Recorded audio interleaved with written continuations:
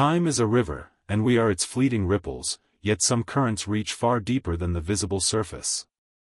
We stand today in a world of steel and neon, where the hum of machines drowns the subtle rhythms of the earth. And yet, if we close our eyes, if we breathe slowly and allow our senses to drift backward, we can hear the faint, trembling echoes of a world long vanished. It is a world where humans, barely distinguishable from other creatures, began to feel the weight of life and death. Where the first sparks of grief, awe, and wonder flickered in minds unshaped by language, and hearts that beat to the drum of instinct as much as imagination. These echoes speak not in words, but in gestures, in smoke, in the quiet placement of bones. They are the whispers of ancestors who longed to communicate across the barrier of mortality. We know them only through fragments, a stained stone here, a scattered bone there, a charred incense pit half buried in the soil. These fragments are our only maps to understanding a consciousness that felt deeply, feared profoundly, and reached desperately toward the unknown. In them, we see that before the written word, before carved monuments, humans sought to speak. Not to record history, not to boast of conquests, but to create a bridge between what was visible and what could only be imagined. Bones became letters in a secret alphabet, smoke a rising sentence to the sky, firelight a punctuation of fleeting clarity in the long darkness of prehistory. Imagine a landscape untouched by roads or cities. A forest stretches endlessly, its shadows long, its sounds alive with hidden life. Rivers twist like silver serpents through the land, and somewhere, a fire burns in a shallow pit. Around it, a small group of humans moves with careful attention, their gestures deliberate, their silence heavy with meaning. One of them holds a bone, perhaps the femur of a fallen companion, polished smooth with care and set carefully upon the earth. Each placement, each angle, is deliberate, yet no language is spoken aloud. Still, there is conversation. In this moment, the bones speak, telling a story of loss, of remembrance, of continuity beyond the fleeting breath of flesh. Smoke curls upward from herbs, fragrant and pungent, carrying the invisible essence of thought to the sky, perhaps to ancestors, perhaps to gods not yet imagined.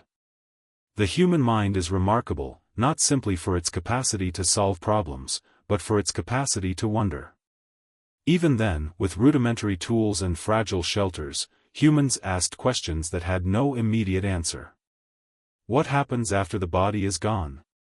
Do spirits linger, or is death the end of all? What must one do to honor the memory of those who came before, and how does one ensure their voice continues through time?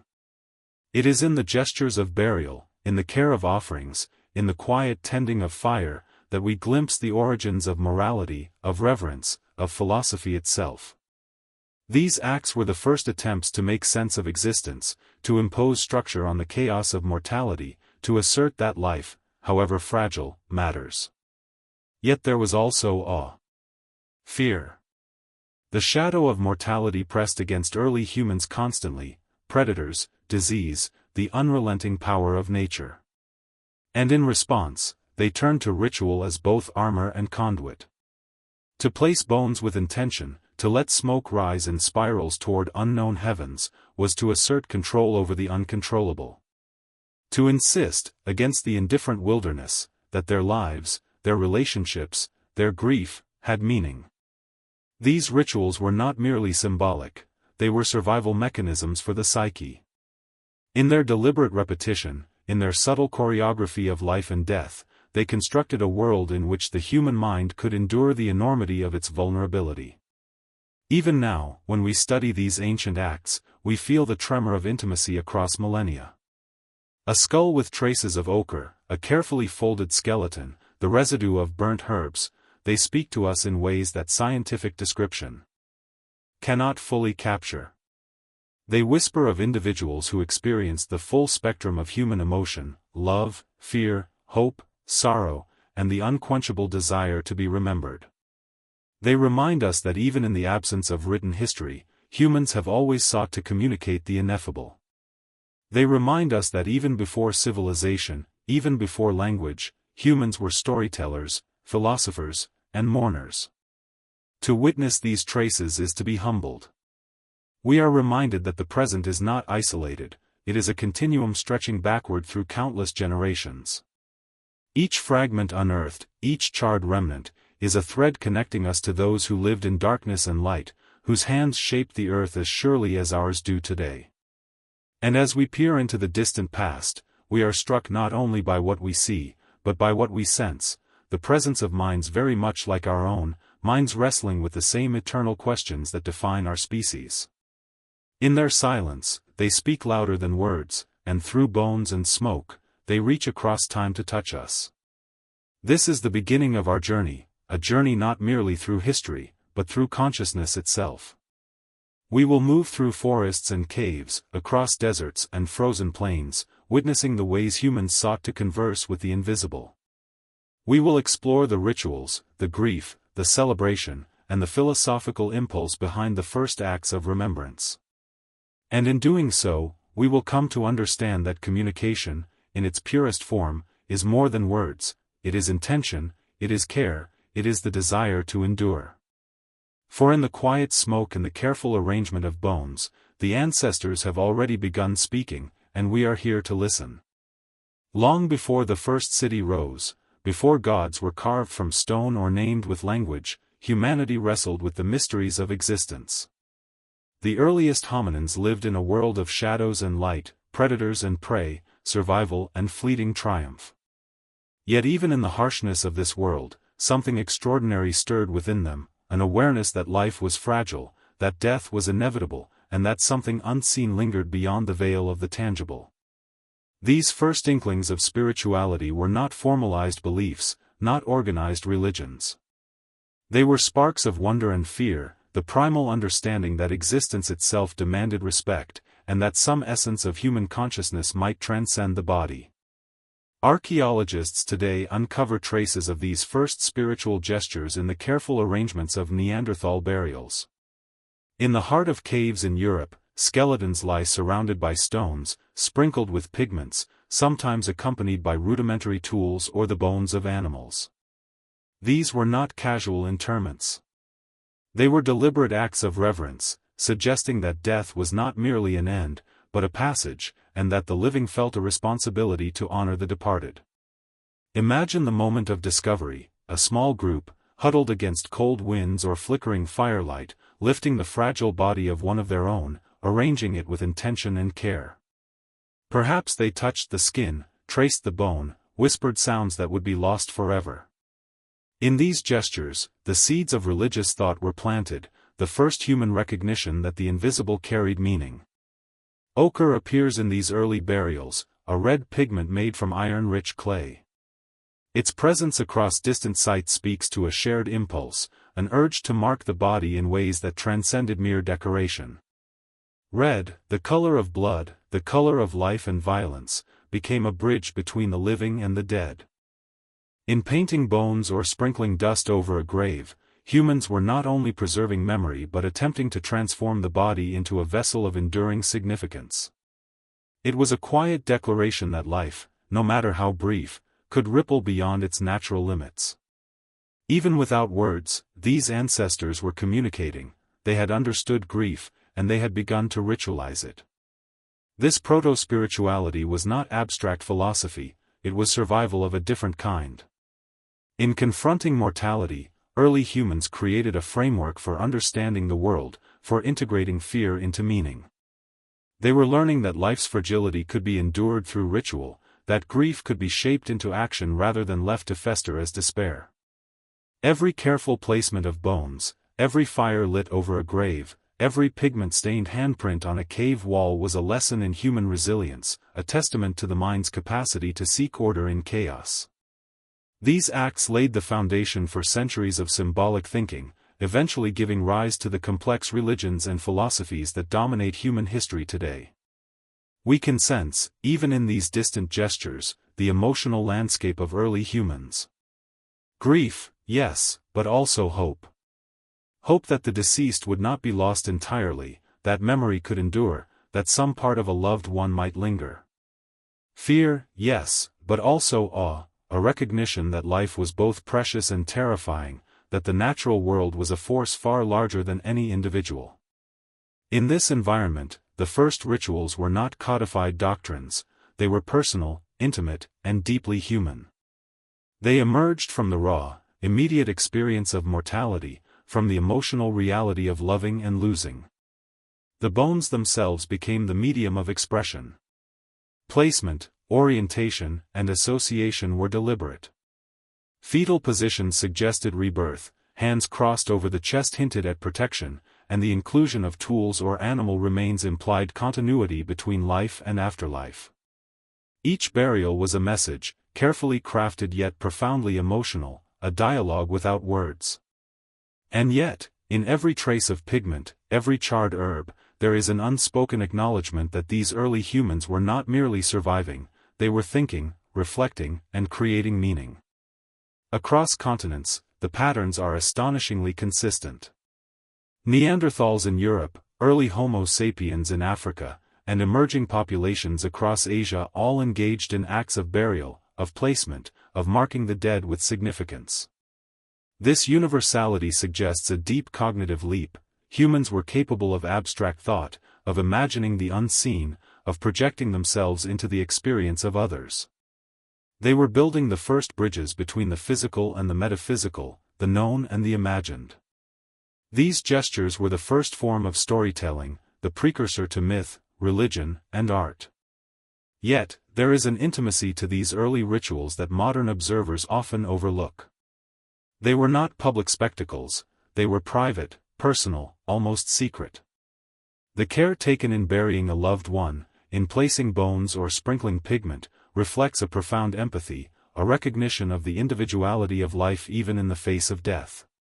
In this, we see the roots of ethics, morality, and social cohesion.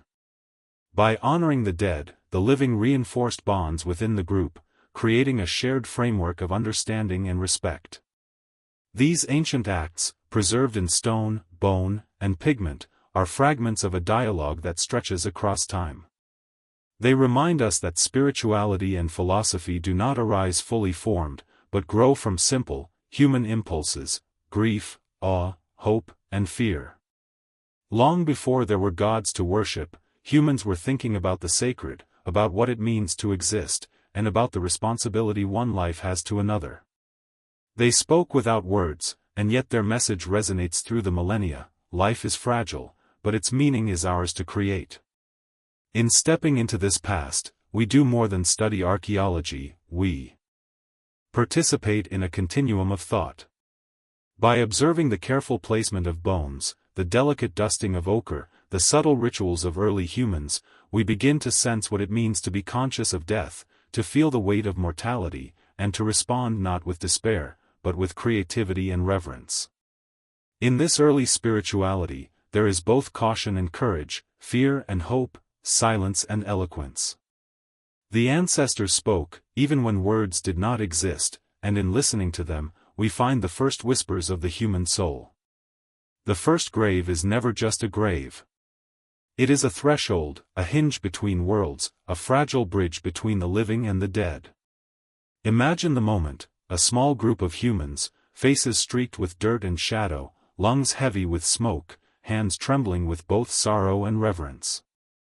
They have gathered around a pit, dug with primitive tools, the earth loosened and turned with painstaking care.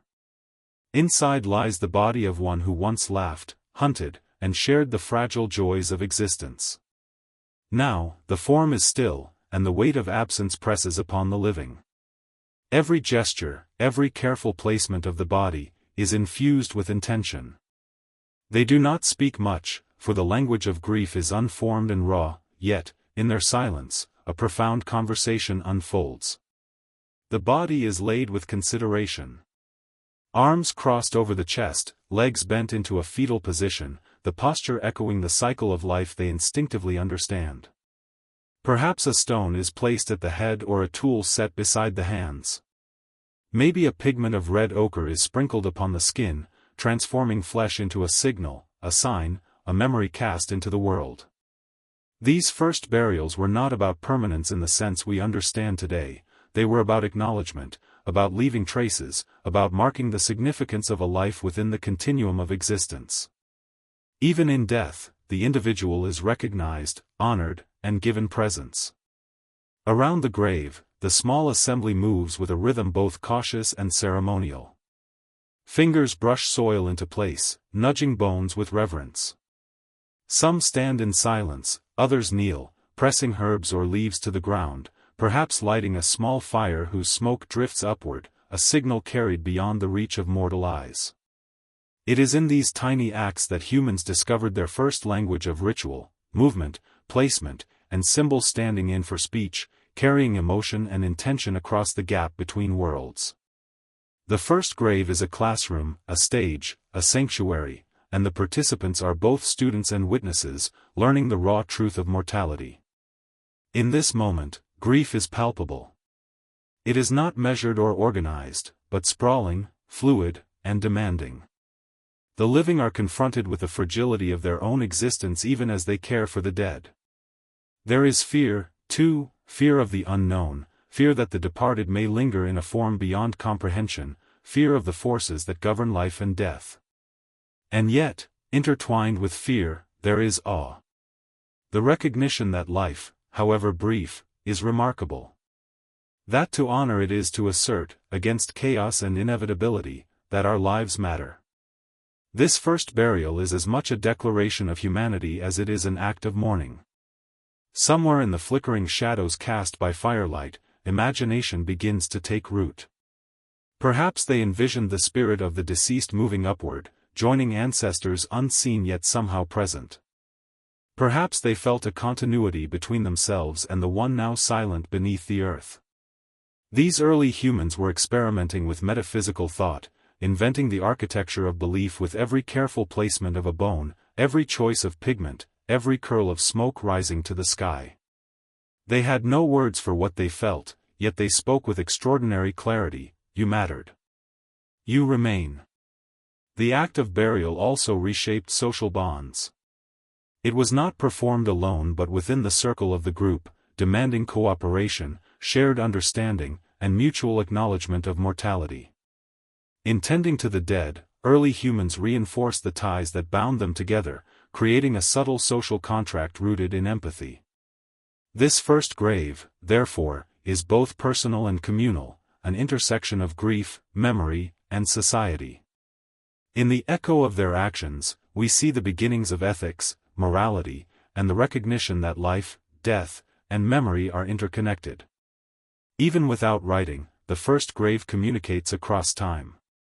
Archaeologists centuries later unearth the pit and the carefully arranged bones, the traces of ochre, the impressions left by hands and tools. And in these fragments, the story emerges, the story of people grappling with mortality, of recognizing that life is fleeting yet meaningful, of seeking continuity where there is none apparent. The body, the soil, the pigment, the fire, together, they form a silent testament, a message encoded in material and action, waiting patiently for a future mind to decipher. We can imagine the sensory experience: the earthy scent of soil, the acrid tang of smoke curling upward, the dim light flickering on the faces of those who kneel. These are the first cinematic moments of human experience, framed not by intention to entertain, but by raw, profound emotional necessity. The intensity of awareness in that pit, the combination of grief, care, fear, and awe, becomes the template for millennia of ritual that follow. Every act of remembrance after this, from sophisticated tombs to simple grave markers, carries echoes of this first, fragile, and luminous gesture. In witnessing this, we confront our own mortality. The first grave is a mirror, reflecting not just the concerns of ancient humans, but our enduring impulse to remember, to honor, to create meaning from the inevitability of death. It asks us to consider the ways in which we, too, will be memorialized, how our lives will echo through acts of remembrance, and how we, in turn, continue the dialogue begun by those who came before. In that quiet pit, in the careful arrangement of bones and pigments, in the rising smoke, the ancestors spoke. And in listening, we begin to understand what it truly means to be human. Smoke has always carried a power beyond its physical presence. It rises from fire and earth, curling in unpredictable spirals, shifting with the wind, and disappearing into the sky. But to the earliest humans, it was not merely a byproduct of combustion, it was a message, a medium, a conduit between the visible and the invisible. From the first flickering flames of hearths in caves to deliberate ceremonial fires, smoke became a language without words, a way to speak across the fragile divide that separates the living from the spirits of the departed. The scent, the curl of the haze, the direction in which it drifted, each element carried significance, a coded communication intended for forces humans could neither see nor fully comprehend. In the archaeological record, we find traces of these early rituals. Charred herbs, resinous woods, and plant remains appear alongside burials and in secluded niches within caves. These were no casual remnants of cooking or warmth, they were chosen substances, often aromatic, that released their scent slowly, deliberately, and in patterns that may have conveyed meaning. The smoke, invisible yet palpable, enveloped the participants, the dead, and the surrounding space. It was both protective and transformative, a ritual cloak that separated ordinary life from the sacred, marking the moment as extraordinary. Consider the intensity of this experience. A small group huddled around a fire, night pressing against the walls of a cave, shadows flickering on the stone. A chosen plant is placed upon the coals, and the first waft of fragrant smoke curls upward. The scent fills the lungs, drifts over the body of the deceased, and rises toward the ceiling where it disappears into the unseen. There is silence, and yet a conversation unfolds, one that transcends language. The living acknowledge the dead are honored, and the smoke becomes a medium for thought, memory, and connection. Each tendril carries intention, and each inhalation reinforces the bond between life and what lies beyond it. Smoke also serves as a guide. Its movement marks boundaries between sacred and profane, between the familiar and the unknown. Early humans may have used it to delineate ritual spaces, drawing invisible lines in the air, shaping perception and emotion. In a world without formalized religion, without architecture designed for the divine, the ephemeral curl of smoke became a sacred marker. It transformed ordinary landscapes into liminal spaces where the extraordinary could be encountered, where humans could feel themselves in dialogue with powers and forces beyond comprehension. The choice of material was equally significant. Certain herbs, woods, or resins were preferred for their scent, their burning properties, or the subtle effects on consciousness. Some smoke was likely intended to calm, some to alert, and some to induce altered states. Shamans and ritual leaders may have discovered that inhaling particular fumes produced visions or heightened perception, a glimpse into a world layered beneath the ordinary. Here, in the rising spirals of fragrant smoke, the first experiments in spirituality, consciousness, and ritual were conducted. Each fragrant curl became a thread connecting the earthly to the transcendent. The act of burning herbs and resins also implies intention, deliberation, and continuity. Humans were not merely reacting to natural phenomena, they were experimenting, learning, refining, and repeating. Each ceremonial fire, each smoke-filled cave, represented a conscious effort to manipulate environment and perception to create meaning. It was a proto-science of spirituality, observation, experimentation, and application all merged with reverence and necessity.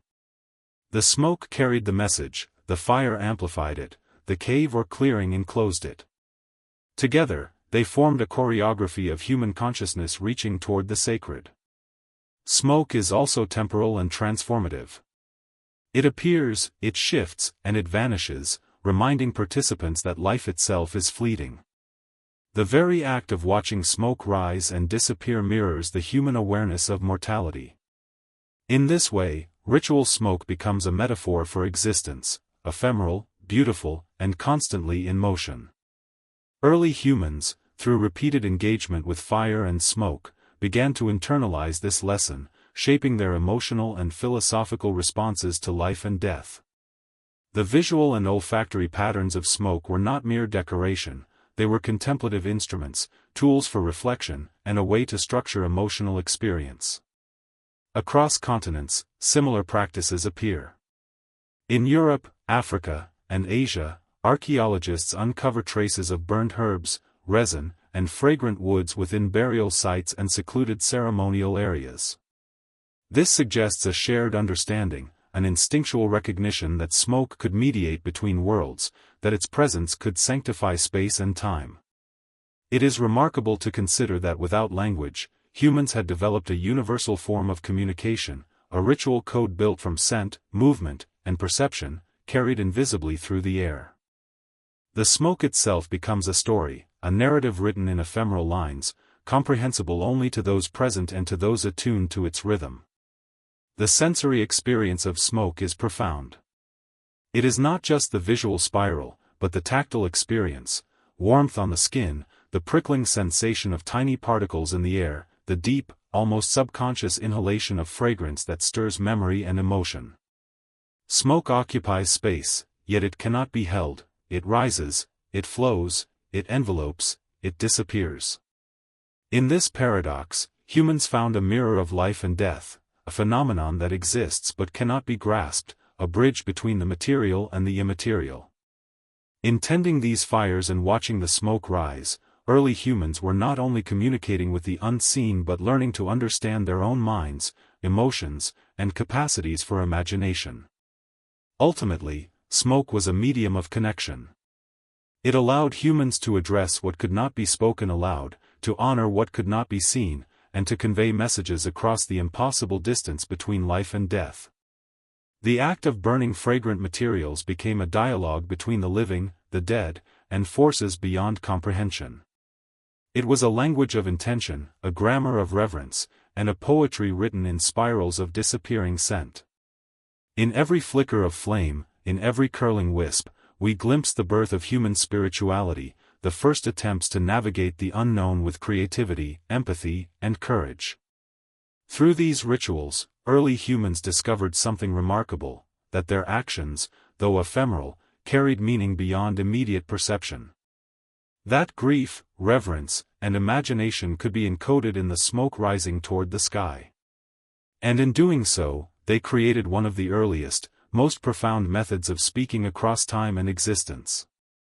These gestures, fragile, fragrant, and fleeting, were the first sentences of human philosophy, the first poetry of mortality, and the first acknowledgement that life, however transient, was worthy of communication, contemplation, and care. Red ochre is the color of life and death, of blood and soil, of passion and remembrance. For the earliest humans, it was not merely pigment, it was a symbol, a transformative substance capable of bridging worlds. Across continents and millennia, archaeologists have uncovered ochre-stained burials, beads, and handprints that testify to its profound significance. From the caves of Africa to the burial mounds of Europe, this vivid earth pigment appears consistently, hinting at a shared human impulse, the desire to mark, to honor, and to transcend. It is one of the first materials humans used not to construct shelter or hunt, but to express something beyond survival, to articulate the invisible dimensions of existence. In Paleolithic graves, ochre was often sprinkled over the body or smeared across bones, carefully applied with fingers, brushes, or even rudimentary tools. The red dust enveloped the deceased, suffusing the air with its symbolism. Scholars suggest that ochre represented blood, the essence of life, or a form of spiritual purification. Yet the act of applying it was deeply personal, ritualistic, and meditative. The living participated in a conversation with the dead, using color as their language. Each handprint, each smear, each careful sprinkle conveyed meaning that transcended the limitations of spoken words. It was an intimate, almost tactile dialogue between life and the beyond. The choice of red is itself remarkable. Humans have always been drawn to certain colors, and red is among the most primal.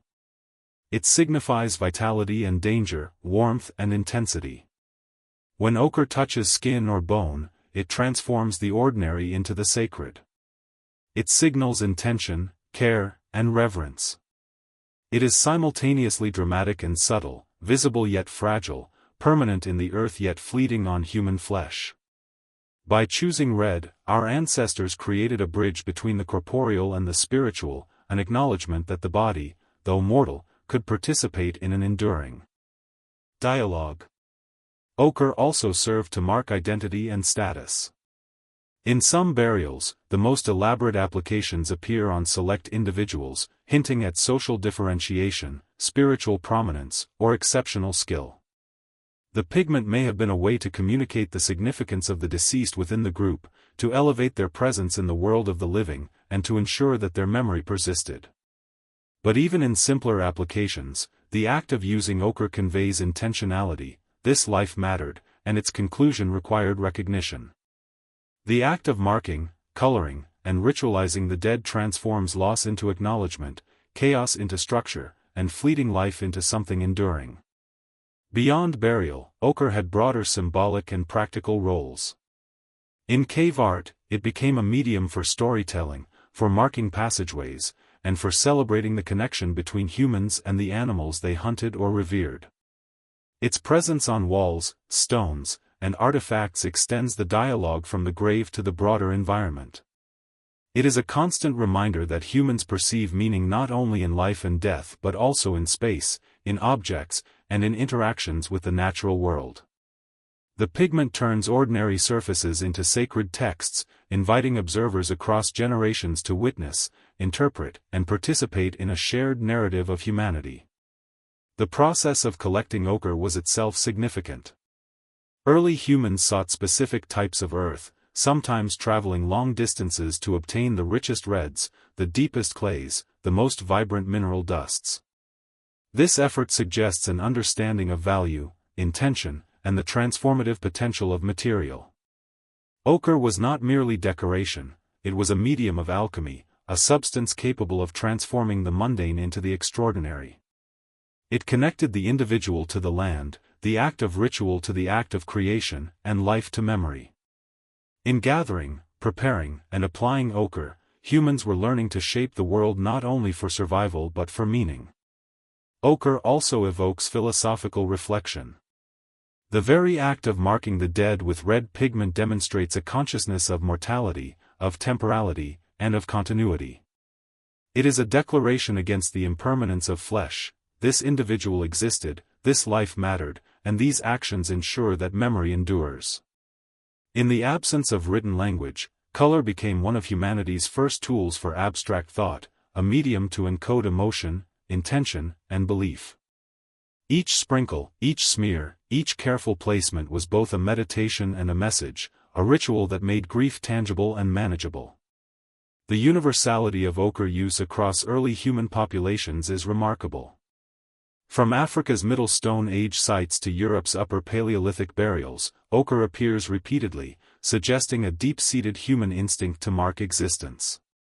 This is not coincidence, it is evidence of shared cognition, of parallel development of ritual, and of an early philosophy of life and death. Humans instinctively recognize that a body without ceremony or acknowledgement risks fading into obscurity, while a body touched with care, color, and intention remains in memory. Ochre, therefore, is more than pigment, it is a tool of immortality, a tangible expression of reverence and continuity. Imagine the scene, a group kneeling beside a freshly dug grave, the air heavy with anticipation and smoke, fingers dusted with red earth as they gently coat the body. Each motion is deliberate, each touch considered. There is silence, broken only by the whisper of the wind through the cave entrance or the distant cry of an animal. The red pigment transforms the bones from a mere corporeal object into a vessel of memory, a statement that life is sacred, that death is meaningful, and that remembrance is a responsibility. In this act, humans are both fragile and extraordinary, asserting consciousness against oblivion and intention against chaos. Ochre is also enduring. Its traces survive tens of thousands of years, a tangible bridge connecting us to the first humans who felt, mourned, and celebrated. Unlike smoke or fire, which vanish into air, red ochre leaves an imprint, a signature of presence, a message for the future. Archaeologists unearthing these pigments centuries later are not merely studying material, they are encountering the emotional resonance, the philosophical impulse, and the spiritual awareness embedded in the act. Each red smear is a whisper across time: we were here, we mattered, and our existence is acknowledged. Through ochre, humans discovered the transformative power of material, the capacity to turn simple earth into a message, a memorial, and a ritual instrument. It became the color of remembrance, of spiritual connection, and of human consciousness reaching beyond itself. It is a silent, profound testament to the emotional, intellectual, and spiritual depth of our earliest ancestors, a vivid declaration that, even before language, humans sought to communicate with care, intention, and reverence. In marking bones and stones with red, humans were doing more than painting, they were inventing a philosophy of life and death. They were establishing a ritual grammar, encoding respect, identity, and continuity into the very soil beneath their feet. They were transforming the ephemeral into something enduring. Through red ochre, the ancestors spoke, and their message survives, whispering across millennia, reminding us that life is precious, mortality is profound, and memory is sacred. Bones are more than remnants of flesh, they are vessels of memory, carriers of intention, and instruments of communication. In prehistoric burials, the deliberate arrangement of skeletal remains reveals a consciousness that extends beyond survival, a mind that considered not just life, but the afterlife, symbolism, and meaning.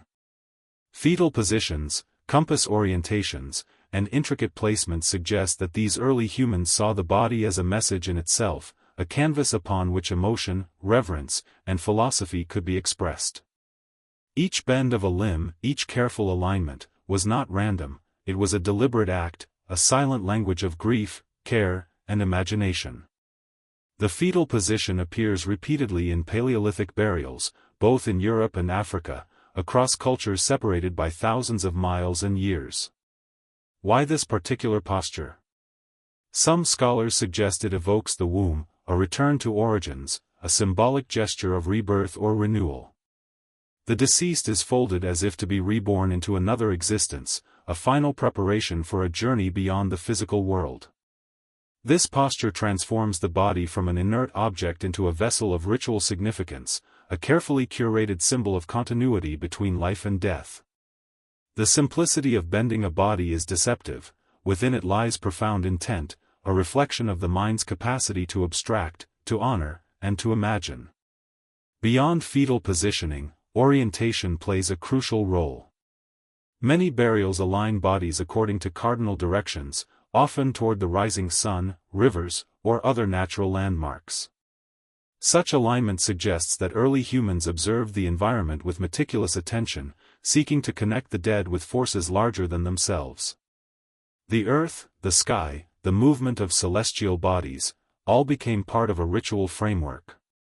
In aligning the body, the living imposed a sense of order and purpose upon death, transforming mortality from chaos into comprehensible structure. Orientation is itself a language, one written not with words but with spatial awareness, intent, and reverence. Skulls, too, were sometimes treated separately, preserved, or plastered, as seen in sites like Jericho or Catalhoyuk. This suggests that the head, the seat of identity and thought, held special significance. By elevating or decorating the skull, early humans acknowledged the essence of personhood, the individuality that survives beyond flesh. Bones were not merely remains, they were symbols. Objects capable of carrying memory, representing status, or invoking presence. In some cases, skulls were arranged in circles, suggesting communal remembrance, ritualistic display, or even early forms of ancestor worship. Each placement speaks to a mind attuned to both mortality and memory, blending grief, philosophy, and imagination. The act of arranging bones also reflects social and emotional intelligence. Humans are among the few species capable of contemplating the future, considering abstract concepts, and expressing empathy through action. In burying their dead with care, our ancestors demonstrated profound cognitive and emotional capacities, an understanding that life mattered, that death could be dignified, and that remembrance required effort, attention, and symbolism. This deliberate arrangement also reinforces social cohesion, as the living participate collectively in acts of ritual, mourning, and respect. The burial becomes a space where community, memory, and emotion intersect, creating a shared philosophical and spiritual framework. Bones were also sometimes combined with other symbolic elements, ochre, tools, animal remains, or ornaments. These additions enhanced meaning, transforming the grave into a multi-layered narrative. A flint blade beside the hand might signify status, occupation, or protection. An animal bone might symbolize kinship, totemic identity, or spiritual guidance. Each element was carefully considered, carefully placed, and carefully remembered. The grave, therefore, becomes more than a repository for the dead. It becomes a complex communication system, encoding relationships, beliefs, and intentions into a tangible form. In some cases, bones were arranged to suggest motion, posture, or expression. Arms may be extended as if to embrace, legs bent in repose, fingers touching objects of significance. The human body, even in death, is transformed into an active agent of narrative. Early humans recognized that the body could communicate what words could not: grief, love, respect, and hope.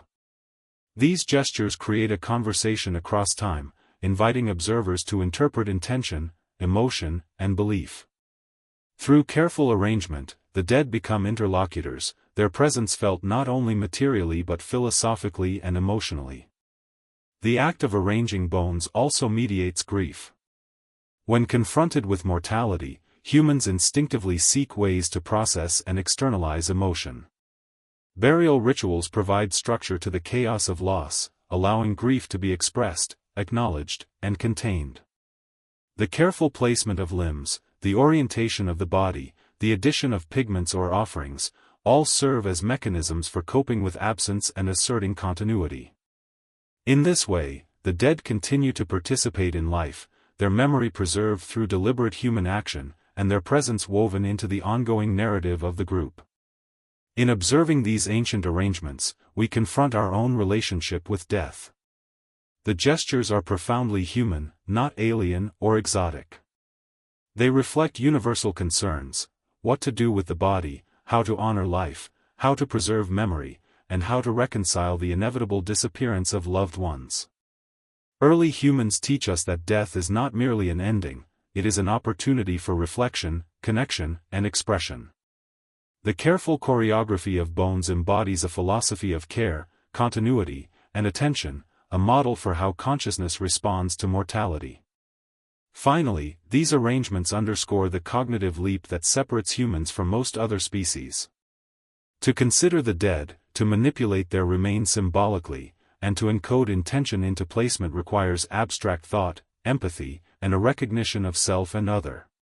It is a profound assertion of human consciousness. Even in the face of mortality, humans assert meaning, connection, and remembrance. Every bent limb, every oriented skull, every integrated object communicates not only reverence for the dead but a philosophical understanding of existence itself. Through these gestures, bones become more than matter, they become messages, vessels of emotion, philosophy, and spiritual inquiry. They speak across time, inviting us to witness, reflect, and continue the conversation. The dead are not silent. They are participants in a dialogue that spans millennia, their presence encoded in arrangement, posture, and intention. In this act of silent communication, humans discover the first language of mortality, the first architecture of remembrance, and the first expression of reverence for life's fleeting yet profound significance. The shaman's descent is not merely a story of ritual, it is an initiation into the raw and untamed depths of human consciousness. Imagine a world cloaked in night, the air dense with the scent of burning herbs and the whisper of wind through stone. A small figure kneels beside a flickering fire, heart hammering with anticipation and fear. Around them, the community waits in hushed tension, recognizing that the path the initiate is about to tread is both sacred and perilous. This is a journey into the unseen, a confrontation with forces both terrifying and sublime, where the boundaries of self, life, and reality blur into a liminal space between worlds. The initiation begins with the fire itself. Flames leap and dance, shadows flicker across the walls of caves, and smoke curls into the darkness like serpents of thought and memory. The shaman, chosen for sensitivity, insight, or perhaps innate courage, enters a state of heightened perception. Sensory stimuli are amplified, the scent of resinous herbs becomes intoxicating, the crackle of fire a rhythmic mantra, the shadows on the walls a gallery of spirits, ancestors, and animal guides. In this altered state, the shaman begins to perceive what the ordinary mind cannot: patterns in the invisible, presences in the air, messages carried by wind, scent, and silence. The descent is physical as well as spiritual. The shaman often isolates themselves, crawling into caves, crouching in hollows, or retreating into wilderness. Darkness becomes both ally and adversary, stripping away the familiar and forcing reliance on internal perception. The absence of ordinary light transforms perception itself, sound sharpens, scent intensifies, and the mind becomes attuned to subtleties imperceptible in the day-to-day world. Here, in the profound quiet of isolation, the initiate confronts fear directly: fear of the dark, fear of mortality, and fear of the unknown forces that govern existence. This is no mere performance, it is a crucible of consciousness. Herbs, resins, and smoke play a crucial role in the shaman's journey. Certain plants were chosen for their psychoactive properties, subtly altering cognition, perception, and emotion. Inhaling their fumes or consuming their preparations allows the mind to traverse landscapes of vision and memory that ordinary consciousness cannot reach. Hallucinations, once frightening and chaotic, are interpreted as messages, guidance, or encounters with spirits. In these states, the shaman may experience the world from the perspective of animals, ancestors, or supernatural beings, bridging the gap between the human and the otherworldly. The experience is both profound and perilous, requiring guidance, ritual, and respect. The ritual is intense and often physically demanding. The shaman may fast, endure exposure to cold or heat, and remain in uncomfortable postures for hours or even days. Pain and discomfort are not merely trials, they are transformative instruments. They force the mind to transcend ordinary perception, to recalibrate the relationship between body and consciousness, and to confront the fragility of existence. In this crucible, the shaman experiences both the terror and the ecstasy of existence, encountering visions that oscillate between beauty and horror, insight and confusion. These experiences are not hallucinatory indulgences, they are functional, deeply spiritual exercises designed to access knowledge, guidance, and connection beyond the ordinary world. Throughout the descent, the shaman becomes both observer and participant in the spiritual landscape. Encounters with animal spirits, ancestral presences, and elemental forces shape understanding, impart guidance, and reinforce the shaman's role within the community. Knowledge gained in these states is not theoretical, it is practical, shaping decisions about hunting, healing, ritual, and social cohesion. The shaman becomes a bridge, a mediator between the visible world of survival and the invisible world of meaning, mystery, and memory. This dual role, both visionary and interpreter, places extraordinary responsibility on the initiate, who must navigate personal fear while serving the collective good. The emotional intensity of the descent cannot be overstated. Fear, awe, grief, ecstasy, and wonder intermingle, creating a psychological landscape as complex as the external world itself. The shaman may confront visions of death, loss, and ancestral judgment, experiencing the fragility of human life in heightened form. At the same time, encounters with guiding spirits, transformative symbols, or moments of revelation offer profound insight and reassurance. This interplay between terror and guidance is central to the shamanic process. The initiate learns to navigate extremes of consciousness, to embrace paradox, and to recognize the delicate balance between mortality and transcendence. Music, chanting, and rhythmic movement often accompany the descent. Drums, rattles, or vocalizations produce vibrations that affect both body and mind, reinforcing altered states and shaping perception. Rhythm becomes a temporal framework, guiding the shaman through visions, aligning internal and external experience, and providing a conduit for communication with unseen forces. The interplay of sound, movement, and smoke creates a multisensory ritual environment, a landscape in which ordinary reality is suspended and new modes of understanding emerge. The descent is not purely personal, it is also social. The shaman's journey serves the community, providing knowledge, healing, and spiritual insight. The act of undergoing this intense and often dangerous experience demonstrates courage, devotion, and mastery, reinforcing the shaman's authority and role. Yet authority is inseparable from empathy. The shaman must navigate the internal and external world with sensitivity, understanding, and care. In this way, the shamanic journey embodies the interplay of individual consciousness and collective responsibility, bridging subjective experience with communal need.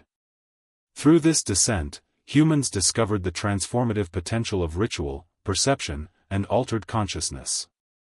They learned that fear could be a teacher, that isolation could foster insight, and that encounters with the unknown could yield guidance, meaning, and connection. The shaman becomes both lens and mirror, perceiving hidden layers of reality while reflecting the community's fears, hopes, and questions. These early practitioners codified methods, learned from experience, and created traditions that endure in various forms across cultures. Shamanism is not merely superstition, it is a profound exploration of consciousness, mortality, and the capacity of humans to engage with the invisible. The shaman's descent also illuminates the universality of human experience. Across continents and millennia, disparate cultures developed rituals, visionary practices, and initiation ceremonies that share remarkable similarities: sensory deprivation, use of smoke and herbs, rhythmic movement, and symbolic encounter with the unknown. This suggests that the human mind, when faced with mortality, danger, and the need for meaning, naturally seeks similar paths of exploration, insight, and ritualized connection. The descent is both a personal journey and a reflection of the deep structures of cognition, empathy, and imagination inherent in the human species. Ultimately, the shaman emerges transformed. The journey through fear, darkness, and altered perception imparts wisdom, resilience, and insight. The individual who descended into the unseen returns equipped to guide, heal, and interpret, carrying knowledge that bridges the chasm between life and death, the tangible and the invisible.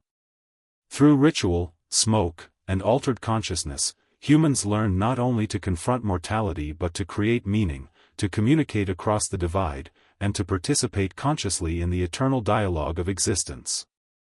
The shaman's descent is a testament to human courage, imagination, and the capacity for profound reflection.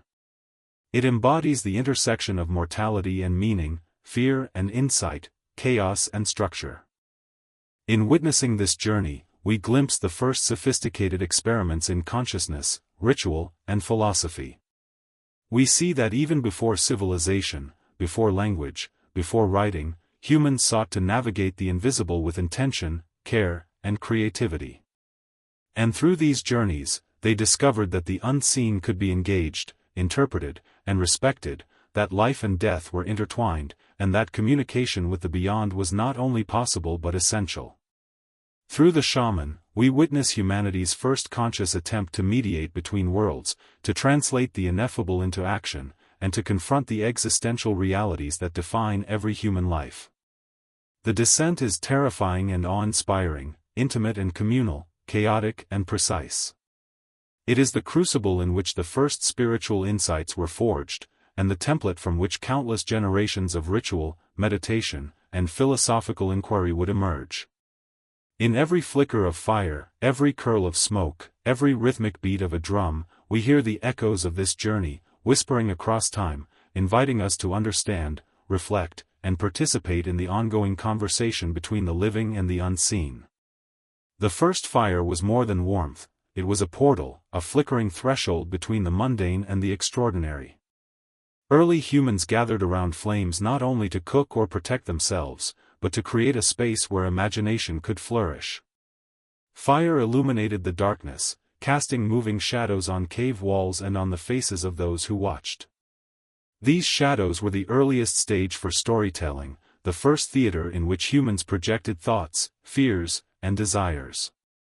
In the dance of flames, animals seemed to move independently, ancestors appeared to gesture from the shadows, and spirits might have been glimpsed between flickers of light and smoke. Here, the mind began to explore the intangible, to conceive of forces that existed beyond the immediate, visible world. The fire transformed perception. Its light created contrasts, revealing and obscuring simultaneously. Every flicker could suggest danger or promise, a predator or a protector, a friend or a foe. Humans learned to read these visual cues, to interpret movement and shadow as a form of communication. It was a preliminary literacy of the senses, an early understanding that meaning could be constructed from environment, perception, and experience. The shadows cast on cave walls may have been simple at first, but over generations, they evolved into deliberate markings, paintings, and symbolic imagery. Fire became both teacher and canvas, shaping thought and nurturing imagination. Beyond the visual, fire engaged the senses in multiple ways. The crackle of burning wood, the heat against skin, the smell of smoke and resin, all contributed to a multisensory ritual experience. Early humans were learning that perception is holistic, that meaning is not confined to a single sense. The combination of warmth, sound, and scent created a meditative environment, one that allowed reflection, communion, and heightened awareness. Around the hearth, ideas could be exchanged, rituals performed, and stories told, even without spoken language. Fire was a medium that facilitated emotional connection, memory, and social cohesion, a tangible anchor for the otherwise ephemeral threads of human thought. Fire also became a bridge to the spiritual realm. Smoke rising into the night sky seemed to carry intention upward, bridging the physical and invisible worlds.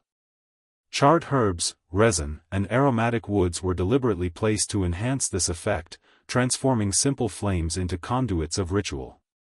These early humans recognized that fire could alter consciousness, produce awe, and create the conditions for introspection. By tending the flames, by observing the patterns of smoke and shadow, they explored the contours of existence itself, life, death, fear, hope, and the unknown. Fire was not merely a tool, it was a teacher, a guide, and a companion in the human journey toward meaning. The social dimension of fire cannot be overstated. Around the hearth, individuals gathered, creating the first spaces of communal reflection. Conversations, gestures, and shared silence allowed humans to develop empathy, cooperation, and cultural memory. Elders might have demonstrated techniques for kindling and tending flames, while younger members observed, learned, and internalized rituals associated with fire. Over time, these practices became codified, forming the foundation for ceremonies, initiations, and rites of passage. Fire shaped not only perception but social structures, fostering collective understanding and reinforcing the bonds that would enable humans to thrive. Fire also mediates mortality. By illuminating the night, it reduces fear, providing a sense of control and mastery over the environment. But it also reminds humans of vulnerability. One careless moment can unleash destruction. The duality of fire, protective yet dangerous, mirrors the human condition. Early humans learned that life is precious and precarious, that mastery and caution must coexist. Rituals around fire encode this awareness, teaching respect, observation, and mindfulness. In tending the flames, humans learn to navigate the paradoxes of existence, creation and destruction, presence and absence, life and death. Through fire, humans also explore imagination and narrative. Flickering shadows evoke animal forms, ancestral spirits, or abstract shapes. These visions stimulate storytelling, speculation, and symbol-making, laying the foundation for myth, religion, and art.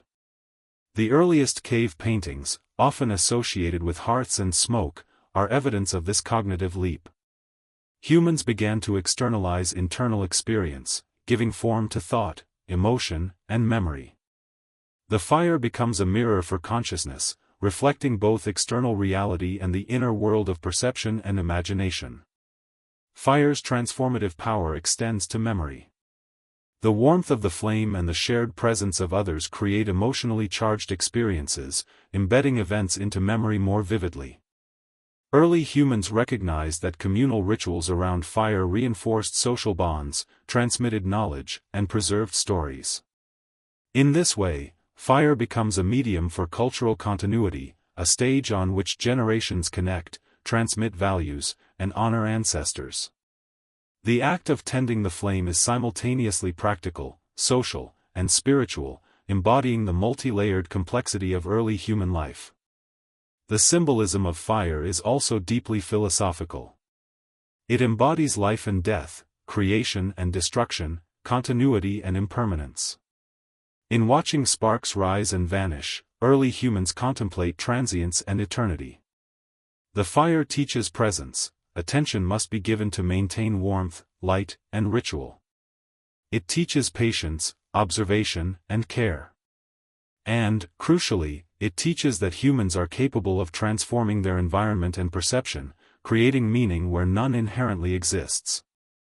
Fire is a teacher of both practical skills and profound consciousness.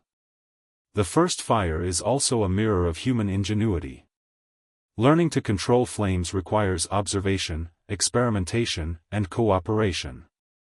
Humans had to understand fuel, ignition, and maintenance, often passing this knowledge through demonstration and repetition.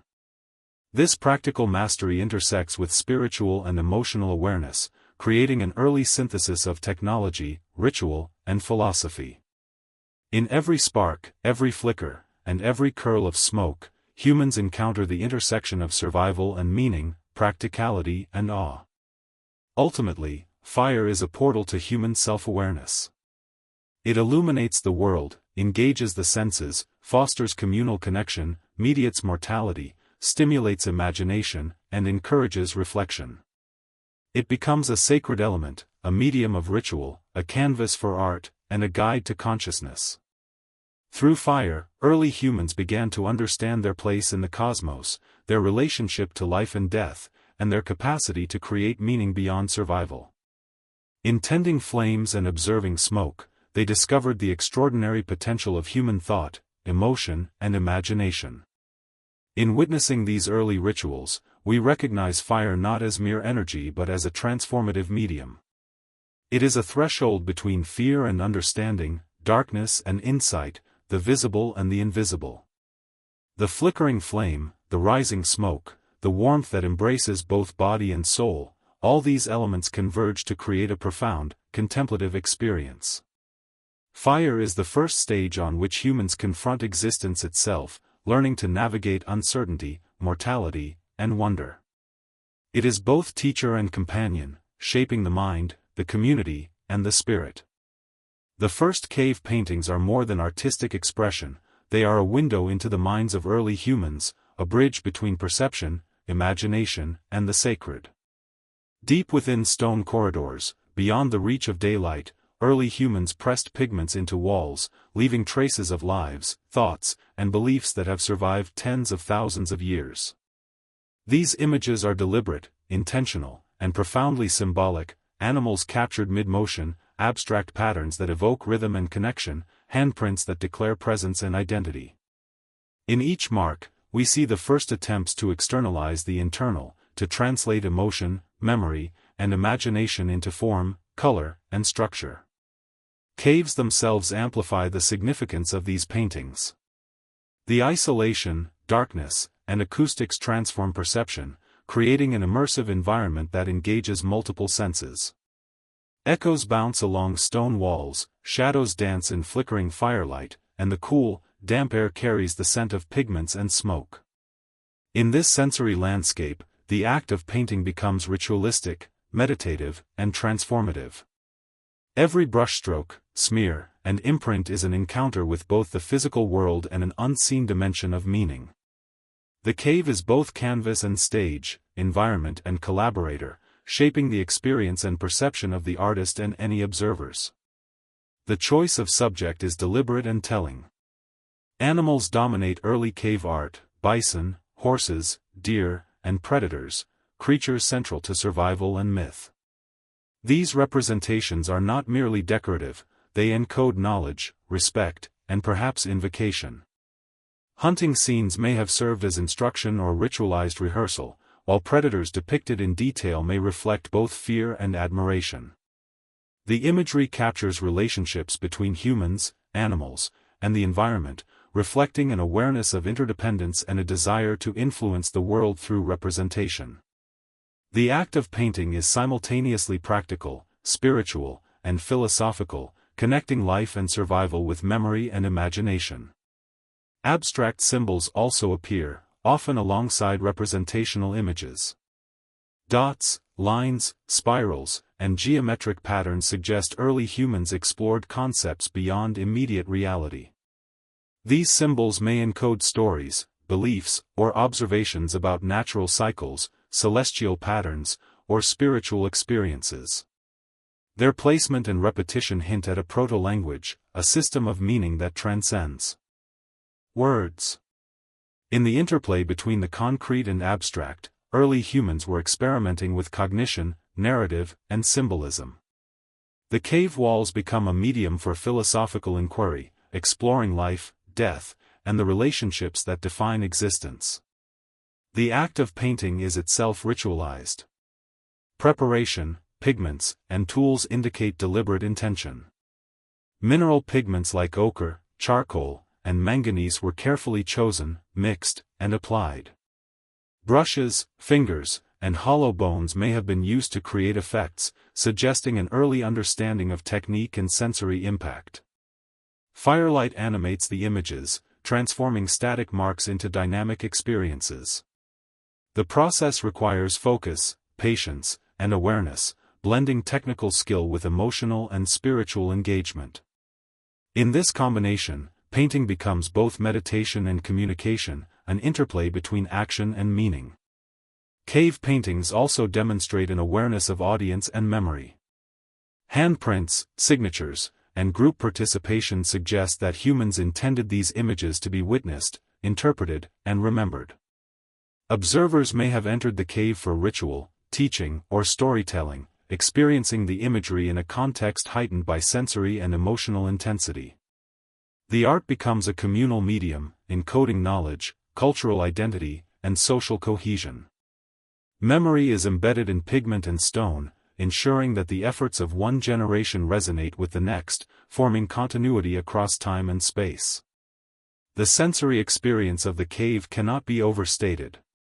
The flickering light of fire casts moving shadows, altering perception and evoking presence. The scent of smoke, minerals, and resin fills the air, stimulating attention, memory, and emotion. Echoes create aural landscapes, turning sound into a narrative device. This immersive environment transforms painting from mere decoration into a profound encounter with the self, the community, and the unknown. In these moments, early humans are both creators and participants, engaging fully with the material and immaterial dimensions of experience. Cave art also embodies philosophical reflection. Depicting animals, abstract symbols, and human interaction conveys awareness of mortality, temporality, and causality.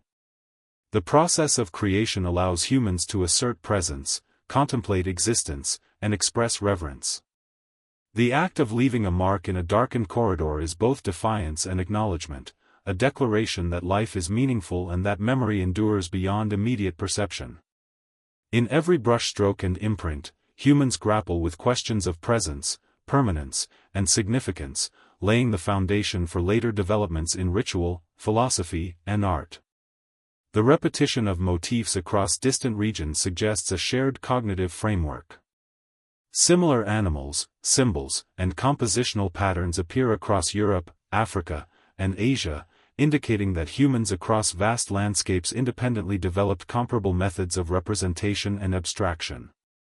This convergence reflects deep, instinctive principles of perception, attention, and meaning-making. Early humans intuitively understood the power of symbols, the significance of abstraction, and the ability of visual forms to convey knowledge, belief, and emotion. The cave becomes a global stage for human cognition, demonstrating the universality of thought, ritual, and artistic impulse. The relationship between cave art and mortality is also profound. Many paintings are found in areas difficult to access, often associated with burials or ritual spaces. This placement suggests a connection between imagery, life, death, and the spiritual. The act of painting may have functioned as a method of engaging with unseen forces, honoring ancestors, or preparing for journeys beyond life. Images become intermediaries, a visual dialogue with the invisible, guiding humans to reflect on mortality, memory, and the continuity of existence. In this sense, cave paintings are not merely art, they are philosophy etched into stone, contemplation materialized through pigment and gesture. Cave art invites reflection on perception itself. Humans navigate space, light, sound, and material, merging sensory input with imagination. Painting becomes an act of cognition, turning perception into representation and emotion into enduring form. The process requires not only observation but abstraction, transforming experience into communication.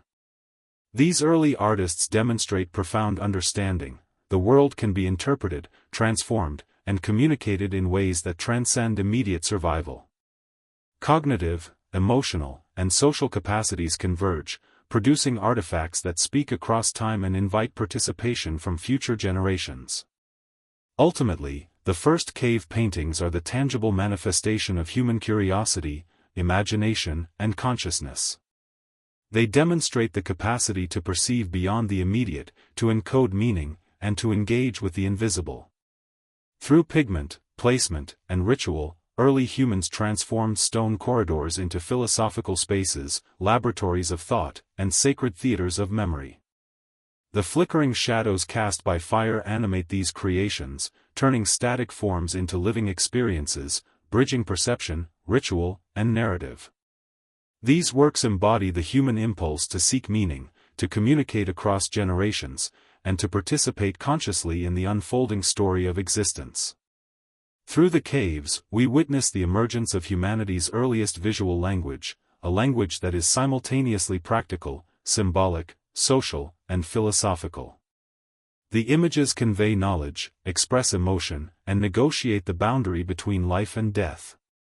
They are a testament to human ingenuity, sensitivity, and reflective capacity, revealing that even tens of thousands of years ago, humans sought not only to survive but to understand, interpret, and engage with the profound mysteries of existence. The first musical instruments are whispers from the past, resonating across millennia to touch the core of human experience.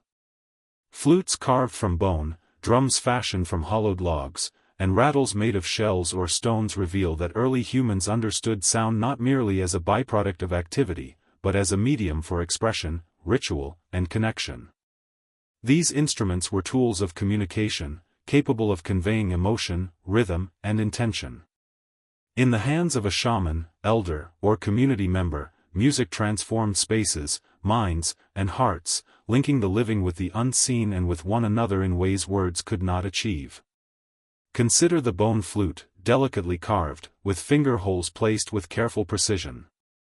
Producing a sound from such an instrument required skill, breath control, and awareness of pitch and resonance. Each note was intentional, deliberate, and capable of conveying subtle meaning. Early humans discovered that sound could manipulate mood, attention, and perception. A sustained tone could induce contemplation, a rapid sequence could heighten excitement or focus. Music, in this way, became both practical and spiritual, a tool for guiding consciousness and shaping communal experience. Percussion instruments added another layer of complexity. Drums and rattles produce rhythm, the pulse that organizes both movement and thought. In ritual contexts, rhythm could induce trance, synchronize group activity, or structure narrative. The steady beat of a drum mirrors the heartbeat, anchoring participants in the present while opening pathways to altered perception. Rattles, with their unpredictable patterns, introduce elements of surprise, attention, and connection to the environment. These early instruments reflect a sophisticated understanding of auditory experience and its effects on emotion, cognition, and social cohesion. Music was intimately tied to ritual. Flames, smoke, pigments, and sound coalesced into immersive ceremonial environments. The shaman's incantations, accompanied by the low hum of flutes and rhythmic pulse of drums, guided participants through journeys of reflection, healing, and vision. Music extended the temporal and spatial boundaries of ritual, creating a liminal space where ordinary perception dissolved and extraordinary experience emerged. The sonic environment became a map for consciousness, guiding attention, shaping emotion, and linking the living to the invisible, the ancestors, and the natural world. Instruments also fostered social connection. Early humans discovered that collective music-making strengthens bonds, synchronizes movement, and reinforces shared identity. When a group participates in rhythm or song, individual and communal perception align, creating a profound sense of unity and cohesion. Music becomes a vessel for transmitting knowledge, emotional states, and cultural norms. The act of producing sound is simultaneously individual and communal, introspective and interactive, playful and profound. These early musical practices laid the foundation for cultural continuity, cooperation, and emotional intelligence. Sound was also a medium for philosophy and reflection. A sustained note, a repeated rhythm, or a sequence of tones evokes contemplation, memory, and introspection. Humans recognized that sound could shape experience, provoke thought, and influence perception. Music became a tool for exploring consciousness itself, enabling early humans to experiment with attention, emotion, and the perception of time. Each sound, whether high or low, fast or slow, carries potential for meaning, turning the environment into a stage for exploration, learning, and existential reflection. The choice of materials for instruments demonstrates intentionality and resourcefulness. Bone, wood, and stone were carefully selected for tonal qualities, resonance, and durability. Shells, seeds, and other natural elements added texture, timbre, and aesthetic value. In crafting instruments, humans were not only manipulating material but experimenting with acoustic principles, sensory impact, and cultural expression. The creation of sound becomes an act of intelligence, imagination, and artistry, an intersection of technical skill and philosophical exploration. The emotional potency of early music cannot be overstated. Sound reaches the body as well as the mind, engaging not only the ears but the heart, the lungs, and the nervous system. Rhythms synchronize, melodies evoke, and harmonies resonate. Early humans may have discovered that music could facilitate altered states, deepen meditation, and enhance ritual efficacy. In this way, sound is inseparable from consciousness. It shapes perception, organizes experience, and extends the mind into new realms of understanding. Music is simultaneously tangible and ephemeral, technical and spiritual, communal and profoundly personal. Music also encodes memory and narrative. Melodies, rhythms, and sequences become vehicles for stories, teachings, and traditions. In the absence of written language, sound functions as a mnemonic device, preserving knowledge across generations. Instruments amplify intention, focus attention, and sustain emotional resonance. In a ceremonial context, music is a guide for behavior, cognition, and imagination, helping participants navigate ritual, internalize meaning, and maintain connection with ancestral wisdom. It is a bridge between temporal presence and enduring memory. In addition, early music demonstrates foresight and abstraction. Humans understood that creating and manipulating sound requires planning, practice, and creativity. They anticipated the effects of rhythm and pitch, experimented with combinations, and refined technique through repetition and observation. Music is therefore a product of both instinct and deliberation, blending spontaneous emotion with structured cognition. Through these practices, early humans cultivate skills that extend beyond survival, exploring aesthetic judgment, social intelligence, and spiritual awareness. The role of music in community extends to healing. Rhythms, vibrations, and tones influence mood, perception, and physiological states. Shamans and ritual leaders may have used sound to guide recovery, facilitate meditation, or manipulate attention for therapeutic purposes. Music becomes a tool of influence, demonstrating early understanding of the mind-body connection. It is both art and science, spiritual practice and practical application, enabling humans to engage actively with the unseen dimensions of health, consciousness, and social cohesion. Ultimately, early musical instruments are far more than artifacts, they are extensions of human cognition, emotion, and philosophy. Through sound, humans discovered methods for reflecting on existence, shaping perception, and creating communal identity. Music enables communication across dimensions, temporal and spiritual, individual and collective, physical and metaphysical. In every note, rhythm, and resonance, we hear the echo of human curiosity, imagination, and capacity for abstraction. Instruments are the first bridges between body, mind, and cosmos, tangible evidence of humanity's drive to explore, understand, and connect. Through these instruments, early humans speak to us across the millennia. We hear not only the music but the intention, the thought, and the philosophical awareness embedded in each vibration. They remind us that humans, even tens of thousands of years ago, were capable of profound reflection, imagination, and emotional sophistication. Music emerges as a central tool for consciousness, bridging survival, sociality, and spirituality, providing a means to explore the self, the community, and the world beyond perception. In listening to the faint echoes of flutes, drums, and rattles, we sense the continuity of human experience, the desire to connect, to understand, to honor, and to transcend. Music is both ephemeral and enduring, immediate and timeless, personal and communal. It represents one of humanity's earliest efforts to manipulate perception, create meaning, and communicate across time, space, and consciousness. Through sound, the ancestors spoke, and their voices continue to resonate in the fabric of human imagination and memory. The first sacred spaces are more than caves or clearings, they are the conscious shaping of environment to reflect meaning, intention, and reverence. Early humans learned to recognize that certain places held significance, a cavern illuminated by filtered sunlight, a spring that never ran dry, a rock formation resembling the body of an animal. These sites were chosen with care, not for convenience, but for their power to inspire awe, focus attention, and facilitate connection with forces beyond the visible. In designating these locations, humans took the first steps toward intentional spirituality, creating physical arenas for ritual, reflection, and communal gathering. Caves, in particular, became laboratories of perception and ritual. Their dark interiors amplify sound, create shifting shadows, and alter the sense of space. The echo of footsteps, the crackle of fire, and the hiss of smoke transform these environments into multisensory landscapes.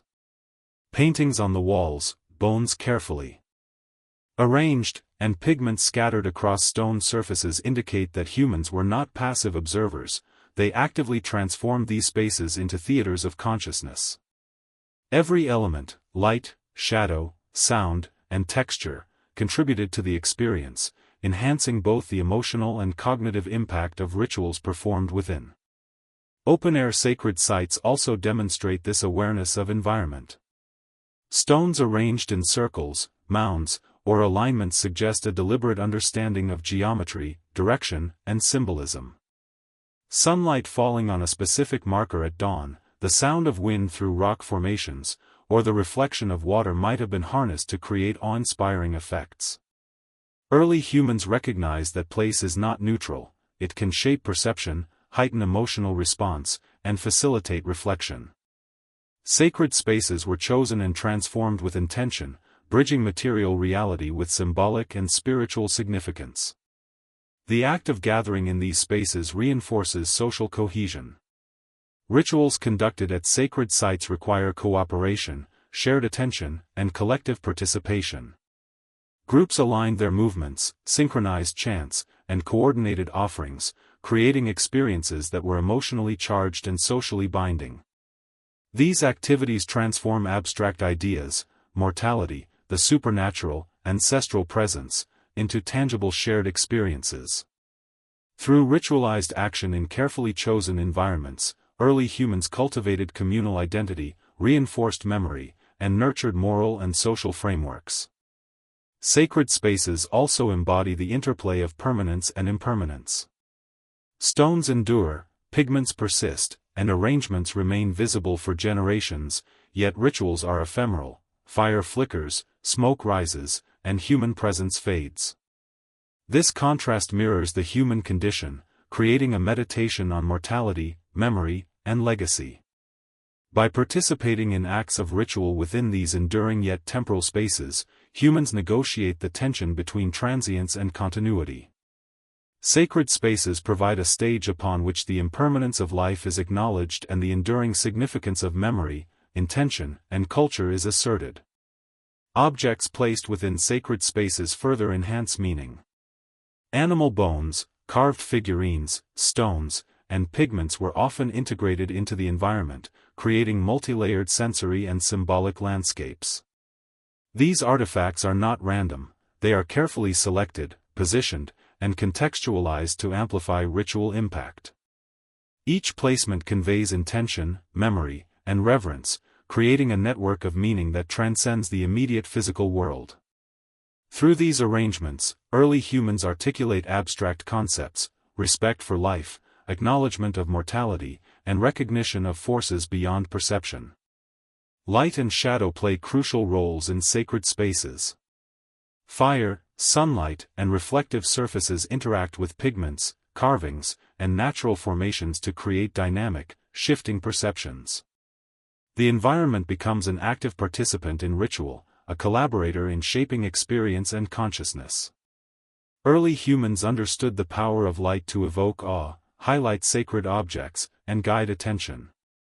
These interactions between environment and perception demonstrate sophisticated spatial, aesthetic, and symbolic awareness. Sacred spaces are therefore both natural and constructed, physical and conceptual, immediate and transcendent. Sound is another critical element. Echoes within caves, wind through rock formations, or percussion from drums and rattles enhance the immersive quality of sacred spaces. Rhythm, tone, and resonance transform perception, linking human presence to the environment. The interplay of sound and architecture amplifies ritual, intensifies emotional experience, and fosters a sense of connection with forces beyond the immediate. Early humans intuitively understood that acoustics could guide attention, focus intention, and deepen reflection, embedding sensory insight into spiritual practice. Sacred spaces also function as arenas for storytelling and knowledge transmission. Elders, shamans, or ritual leaders use these sites to narrate ancestral histories, teach survival skills, or communicate symbolic meaning. Visual, auditory, and tactile cues converge to create powerful, memorable experiences.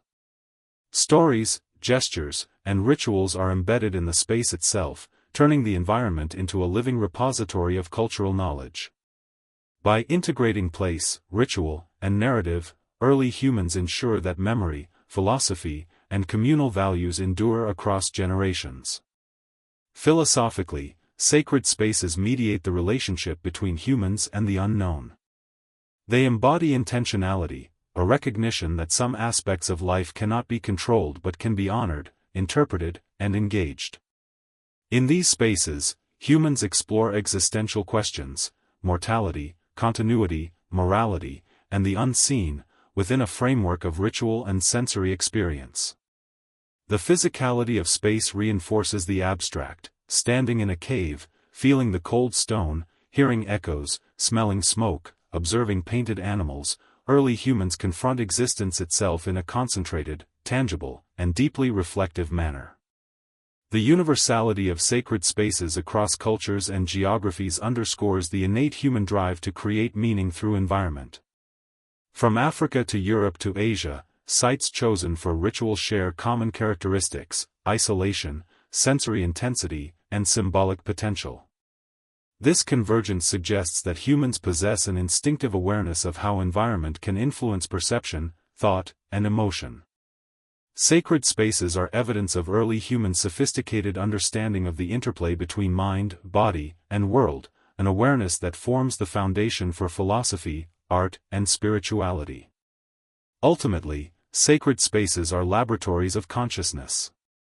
They transform environment into meaning, perception into reflection, and ritual into philosophy. By selecting, modifying, and engaging with these locations, early humans cultivate awareness of mortality, memory, and continuity. They experiment with sensory perception, emotional impact, and social cohesion, discovering that space itself can communicate intention, guide behavior, and evoke awe. In this way, sacred spaces are both mirror and medium, reflecting human consciousness while shaping it, offering insight into the earliest human attempts to navigate the seen and unseen realms of existence. Through these sacred spaces, humans speak across time. Every pigment-stained wall, arranged stone, echoing chamber, and ritual gesture communicates intention, memory, and philosophical reflection. They reveal early humans' profound sensitivity to environment, perception, and meaning-making. In observing these spaces, we encounter ancestors who understood that life is fragile, memory is vital, and experience can be structured to convey significance. Sacred spaces are enduring testament to the human impulse to create, reflect, and engage consciously with the mysteries that define existence. The first rituals of hunting were more than preparation for sustenance, they were ceremonies that intertwined survival, spirituality, and human imagination. Before the first arrow was loosed or spear thrust, early humans engaged in practices designed to honor, invoke, and connect with the animals upon which their survival depended. Hunting was never purely physical, it was a ritualized interaction between human, prey, and environment. The act of preparation, whether through movement, incantation, or symbolic offering, reflects the earliest awareness that survival involves not only skill but respect, observation, and psychological attunement. In the flickering shadows of a cave or on the edge of a forest, hunters would gather to enact these rituals. Movements were deliberate, mimicking animal behaviors or natural forces, blending observation with imagination. These actions served multiple purposes: they rehearsed technique, synchronized group activity, and heightened awareness of both prey and environment. But they were also imbued with spiritual significance. Hunters invoked the animal's essence, offering gestures of respect, plea, or supplication. Each action carried intention, reflecting an early understanding that success in hunting depended on more than brute force, it required alignment with unseen forces and the rhythms of life itself. Symbols and objects were integral to hunting rituals. Bones, feathers, ochre, and carved figurines were not mere decoration, they encoded meaning, memory, and reverence. Placing these items in specific patterns or locations acted as both invocation and meditation, focusing attention and intention on the task ahead. Early humans understood that ritual could influence mindset, perception, and performance. By externalizing intent through symbols, they created a psychological bridge between the human and the animal world, acknowledging interdependence while asserting agency. The ritual acted as both preparation and connection, blending practical and spiritual dimensions seamlessly. Sound and movement were equally critical. Chanting, drumming, or whistling may have simulated natural sounds, signaling coordination, alerting attention, or influencing perception. Mimicking animal calls could confuse prey, reinforce observation skills, or facilitate empathy with the animal's behavior. Movement exercises, such as crouching, stalking, or rhythmic gesturing, trained muscles, aligned focus, and reinforced communal cohesion. In these embodied rituals, the physical and cognitive intertwined, creating an immersive experience in which hunters engaged fully with both environment and psyche. Ritual, in this sense, was as essential as arrow or spear. The ceremonial aspect of hunting also mediated psychological and moral awareness. Early humans confronted the paradox of taking life to sustain life. Rituals provided structure for this encounter, transforming what could be traumatic or chaotic into an intentional, reflective act. Offerings, gestures, or chants acknowledged the animal's sacrifice, reinforcing empathy and moral consciousness. These early rituals reveal a sophisticated understanding of ethical engagement, showing that even in survival, humans sought balance, reciprocity, and respect. Hunting was not a simple transaction, it was a complex dialogue with life, death, and existence. Timing and observation were critical in ritual hunting practices. Hunters attuned themselves to seasonal patterns, animal behavior, and environmental cues. Ceremonies might coincide with migration, mating cycles, or lunar phases, creating alignment between human activity and natural rhythms. Through careful observation and structured ritual, early humans developed early ecological awareness, integrating practical knowledge with spiritual and philosophical reflection. They understood that life unfolds in cycles and that success requires attunement to forces beyond immediate perception. Hunting rituals, therefore, are both ecological and existential exercises. The emotional intensity of ritual hunting cannot be overstated. Hunters experienced anticipation, fear, exhilaration, and awe, all heightened by ceremonial preparation. Rituals created psychological readiness, aligning the mind with both challenge and reverence. These heightened states of awareness increased performance, focus, and emotional engagement. The act of hunting, framed within ritual, becomes a multidimensional experience: physical, cognitive, emotional, and spiritual. Success is measured not only by capture but by participation in a sacred process, a communion with life, death, and the invisible forces governing existence. The communal aspect of hunting rituals reinforced social cohesion. Groups coordinated movement, strategy, and timing, creating interdependence and trust. Shared ceremonies, chants, and offerings strengthened collective identity and ensured that knowledge, ethics, and cultural values were transmitted across generations. Ritual hunting created a space in which technical skill, emotional intelligence, and social responsibility intersected. These practices demonstrate that even in survival-focused activities, early humans prioritized meaning, cooperation, and reflection, a testament to the depth of cognitive and emotional sophistication. Rituals also fostered imagination and abstraction. By simulating prey behavior, visualizing outcomes, and engaging in symbolic gestures, hunters expanded the mind's capacity to model and predict complex systems. These exercises reinforced not only practical hunting skill but cognitive flexibility, foresight, and creative problem-solving. Hunting rituals were laboratories for the mind, where observation, memory, imagination, and skill converged. The integration of symbolic and practical aspects illustrates early humans' capacity to navigate abstract concepts while remaining intimately connected to material reality. Ceremonial hunting practices also contributed to the development of mythology and narrative. Tales of successful hunts, encounters with dangerous predators, or spiritual lessons from prey became part of collective memory, encoded in story, song, or symbolic representation. These narratives transmitted knowledge, reinforced ethical engagement, and preserved cultural identity. Ritual and narrative intertwined, creating continuity between action, reflection, and memory. The hunting ritual is therefore a crucible in which survival, spirituality, cognition, and storytelling coalesce, demonstrating the multifaceted intelligence of early humans. Finally, ritual hunting reflects a profound awareness of life cycles and mortality.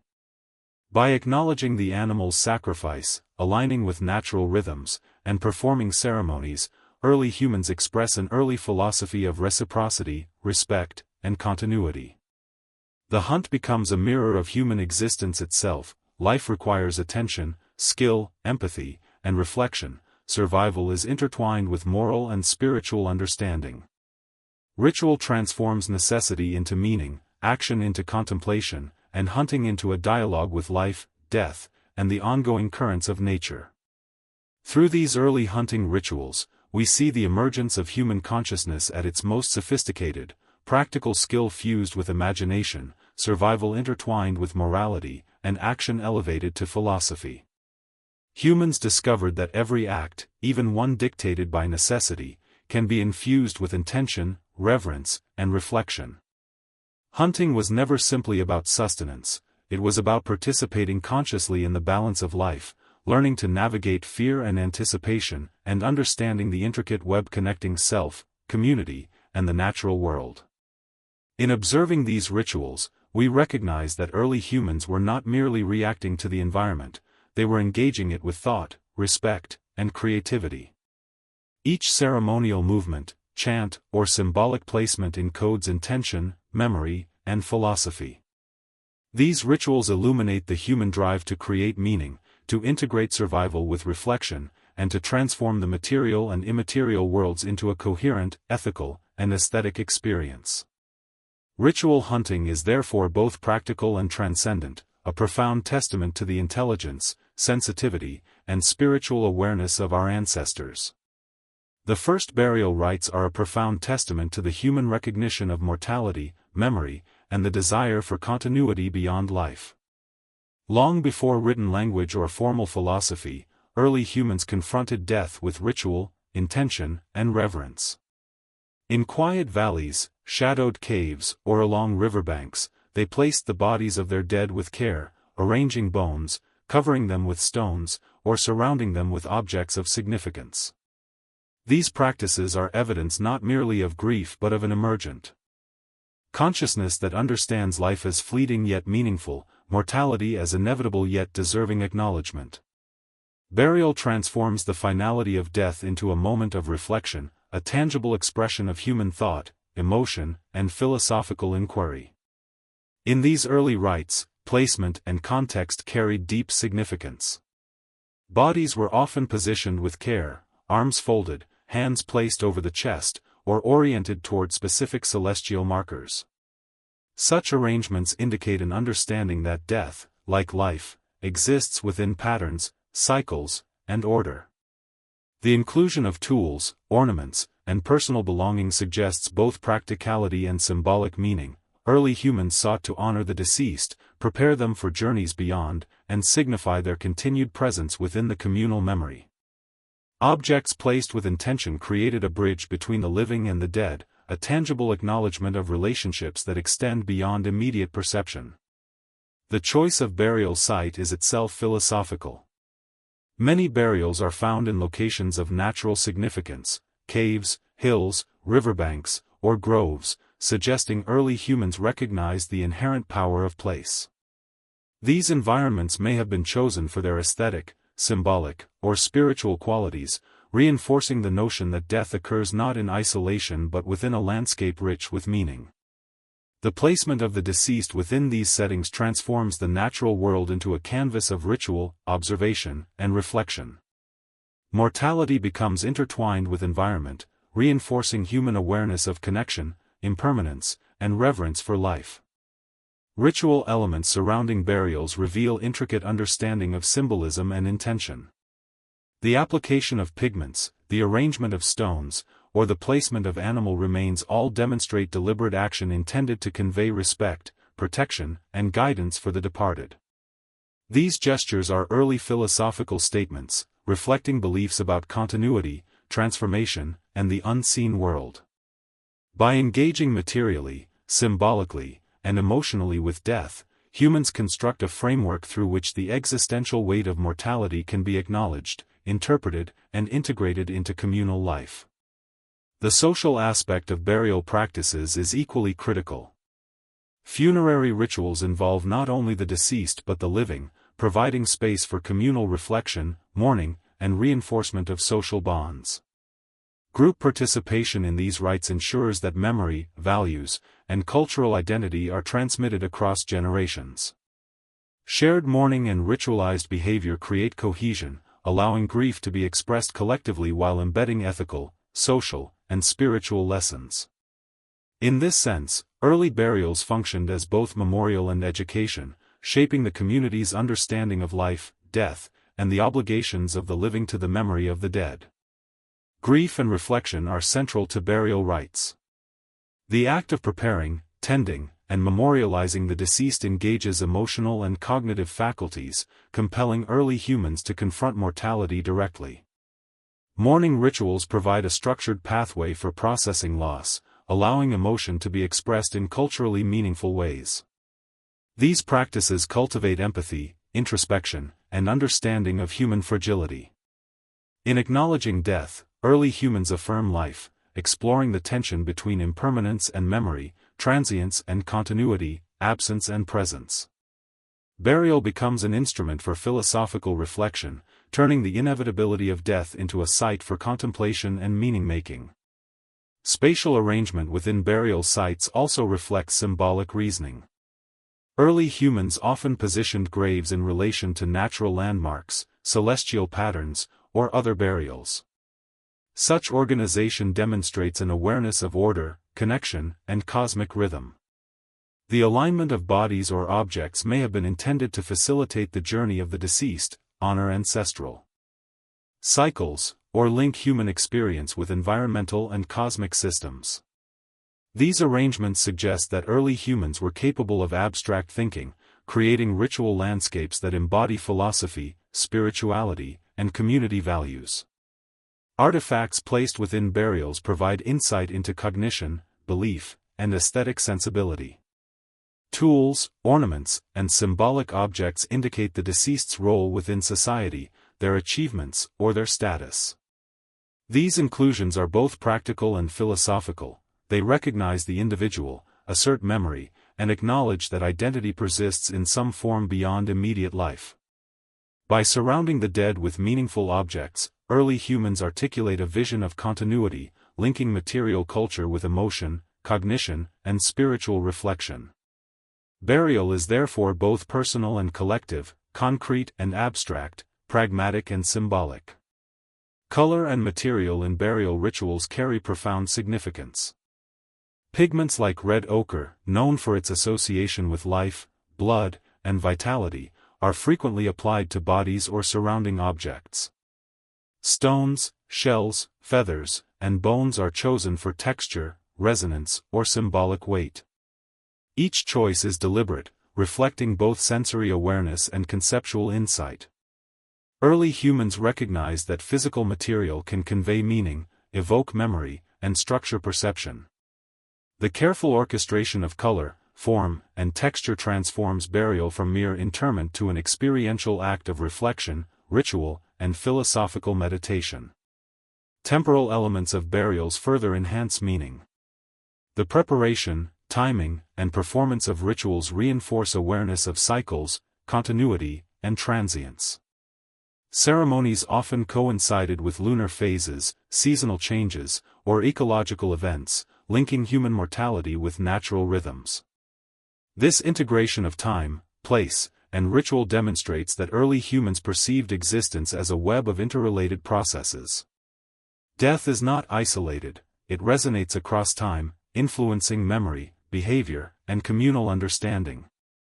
The act of burial situates mortality within a larger, meaningful cosmic context.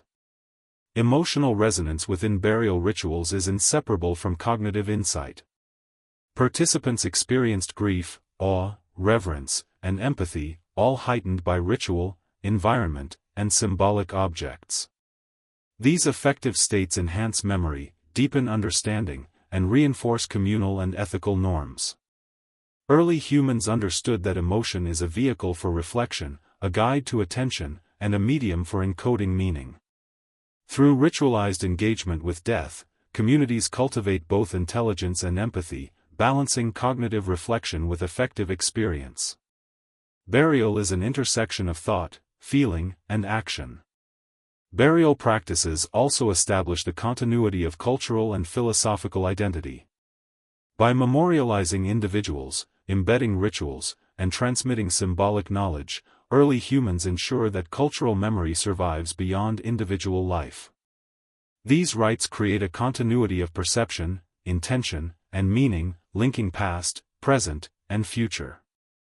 The careful orchestration of ritual, space, and symbolism reveals the emergence of complex human consciousness, a capacity for abstraction, reflection, moral reasoning, and philosophical engagement with existence. Burials are therefore laboratories for understanding mortality, memory, and the human condition. Ultimately, the first burial rites demonstrate that even tens of thousands of years ago, humans sought to engage consciously with mortality. They created rituals that honor life, mediate grief, and encode memory. They understood that death is both an ending and a beginning, a moment to reflect upon existence, relationships, and community. In every carefully placed body, pigment, or object, we witness early humans grappling with questions that remain central today. What does it mean to exist? How do we honor the past while living in the present? How can mortality be transformed into meaning?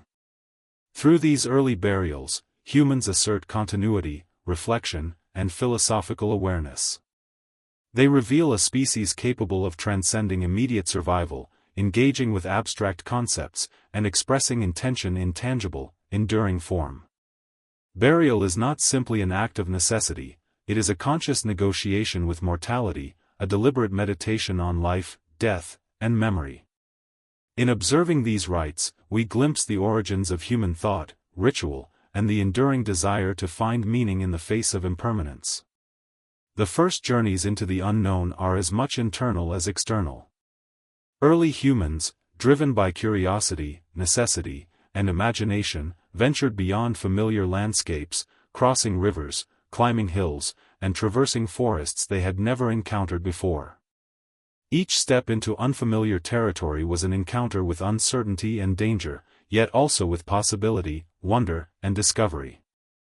These migrations were not aimless, they were guided by observation, memory, and intuition. They represent a profound engagement with space, environment, and cognition, reflecting early humans' capacity to navigate complex challenges while integrating practical survival with reflection and imagination. The landscape itself became both teacher and companion. Mountains, valleys, and waterways offered lessons in navigation, weather patterns, and resource distribution. Animals tracked, plants gathered, and seasonal cycles observed informed every decision. Humans developed mental maps, integrating sensory input with memory and abstraction. The environment was not passive, it demanded attention, interpretation, and adaptation. Each journey was simultaneously a practical endeavor and a cognitive exercise, where survival skills, spatial intelligence, and reflective awareness converged. In this way, exploration becomes a laboratory for the mind as well as the body. Encounters with unfamiliar flora and fauna provoked wonder and reflection. Unusual plants, strange animal behaviors, and novel landscapes sparked curiosity and imagination. Early humans may have experimented with edible and medicinal properties, observed patterns, or created symbolic associations. Each discovery contributed to expanding knowledge and deepening understanding of the interconnectedness of life. The process of exploration is thus both practical and philosophical. Humans are not merely collecting food or seeking shelter, but observing, hypothesizing, and integrating new information into a growing cognitive framework. The psychological dimensions of exploration are equally significant. Moving into the unknown requires courage, risk assessment, and emotional regulation. Fear and anticipation coexist with excitement and awe, creating heightened states of awareness.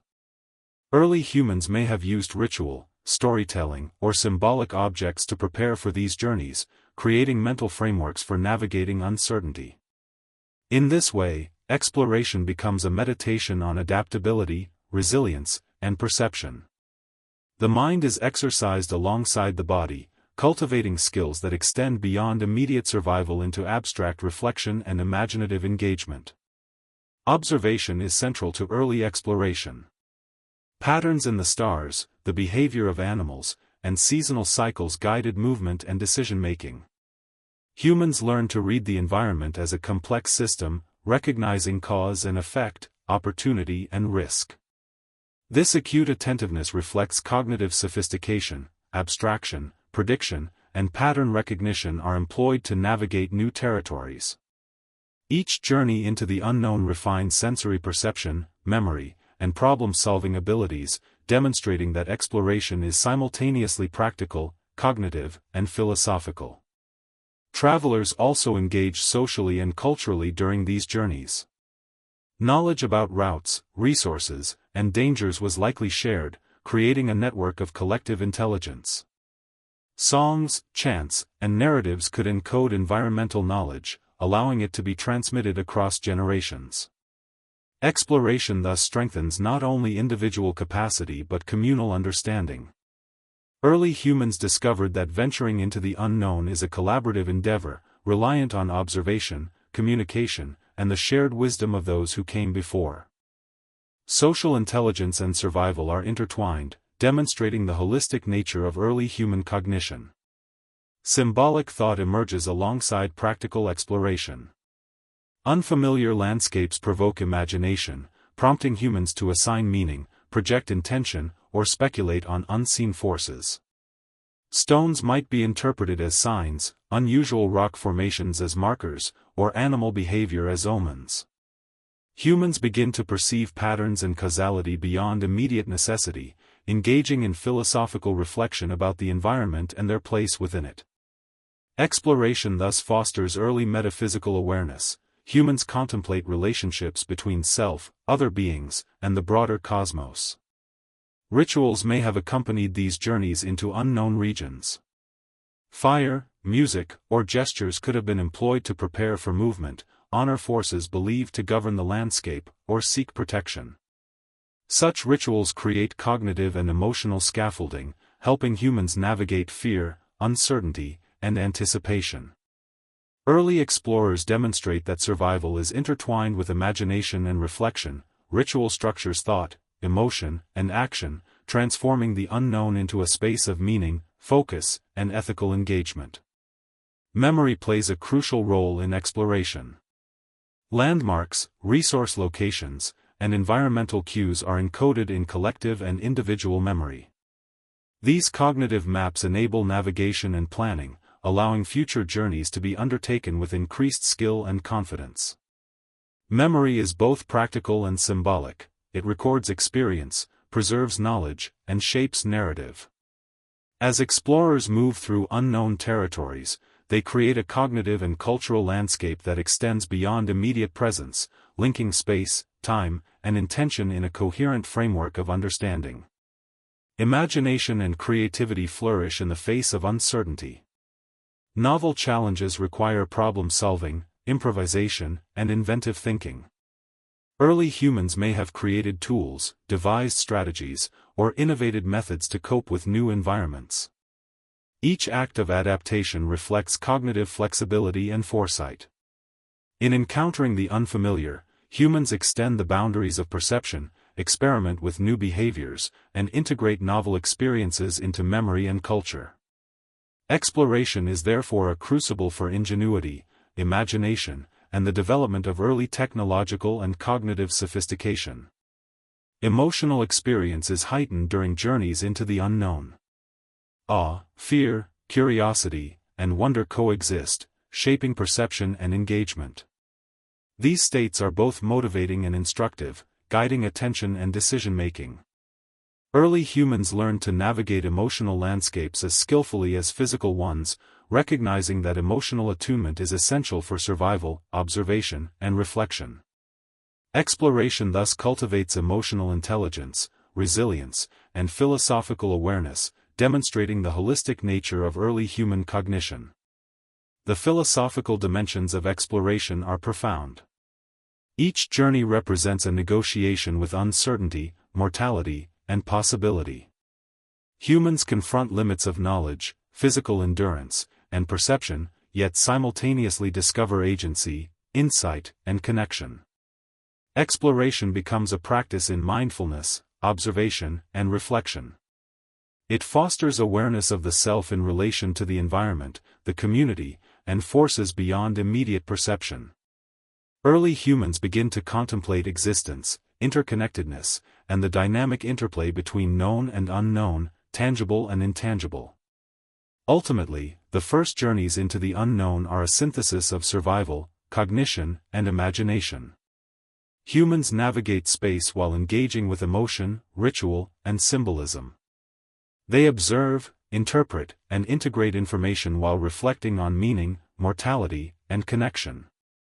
These journeys are not simply physical displacement, they are exercises in attention, perception, memory, and consciousness. The unknown becomes a stage for human ingenuity, curiosity, and philosophical reflection, shaping the mind as profoundly as the environment shapes the body. Through these early explorations, humans lay the foundation for cultural, cognitive, and philosophical development. Each step beyond the familiar is a declaration of curiosity, courage, and reflective awareness. Early humans demonstrate that engagement with the unknown is essential not only for survival but for imagination, ritual, and the creation of meaning. Exploration becomes an act of thought, emotion, and philosophy, a convergence of practical necessity and the timeless human drive to understand, interpret, and participate consciously in the unfolding world. The first symbolic objects are more than tools or ornaments, they are evidence of early humans' capacity for abstraction, imagination, and meaning-making. A carved bone, a painted pebble, or a figurine fashioned from stone or ivory represents the deliberate transformation of material into representation. These objects transcend utility, serving as vessels of thought, identity, and belief. Through their creation, early humans externalize internal states, emotion, memory, and imagination, turning the physical world into a medium for expression, communication, and reflection. Each object embodies intention, revealing a mind capable of both abstract reasoning and aesthetic sensibility. Consider the intricacy of small carvings, often depicting animals, humans, or abstract patterns. These forms are not accidental, they are carefully chosen, proportioned, and executed, reflecting observational skill and cognitive sophistication. Early humans observed the world with acute attention, translating complex forms into simplified yet meaningful representations. The objects function as bridges between perception and imagination, enabling the user or observer to engage with concepts beyond immediate survival. A figurine becomes a focal point for thought, a tool for meditation, or a symbolic guide in ritual, illustrating that cognition and creativity are inseparable. Material choice is equally telling. Ivory, bone, stone, and pigment were selected for durability, texture, and aesthetic qualities. This choice demonstrates early humans' awareness of sensory and symbolic properties of materials. Objects were not only functional or decorative, they carried meaning embedded in color, texture, and form. Red ochre, for instance, may have symbolized life, vitality, or blood. Polished stone could signify permanence or prestige. Every selection, placement, and refinement communicates intention, transforming raw materials into philosophical statements about existence, identity, and perception. The act of creating symbolic objects is itself ritualistic. The process requires focus, patience, and deliberate action. Each stroke of a tool, each application of pigment, is an engagement with both material and mind. Creation becomes meditation, contemplation, and experimentation. Early humans understand that objects can encode knowledge, guide attention, and evoke emotion. The process is a dialogue between imagination and environment, mind and material, practicality and abstraction. In crafting these objects, humans assert control over perception, memory, and meaning. Symbolic objects also function as mnemonic devices. In a world without written language, they preserve memory, knowledge, and cultural identity. Carvings, patterns, and arrangements encode information about animals, seasons, rituals, or social roles.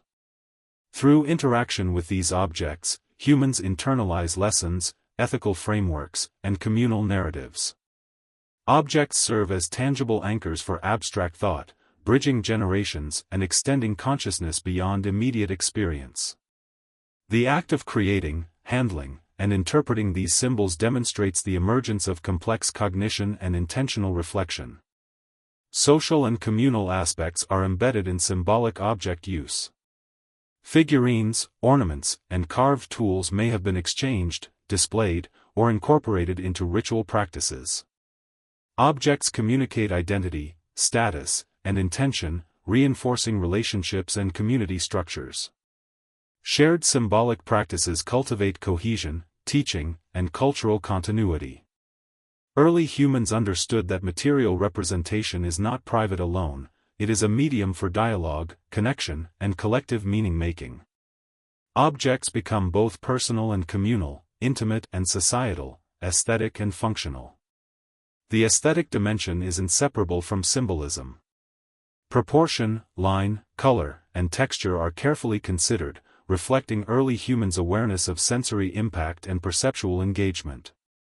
Beauty is not mere decoration, it is a conduit for attention, emotion, and reflection.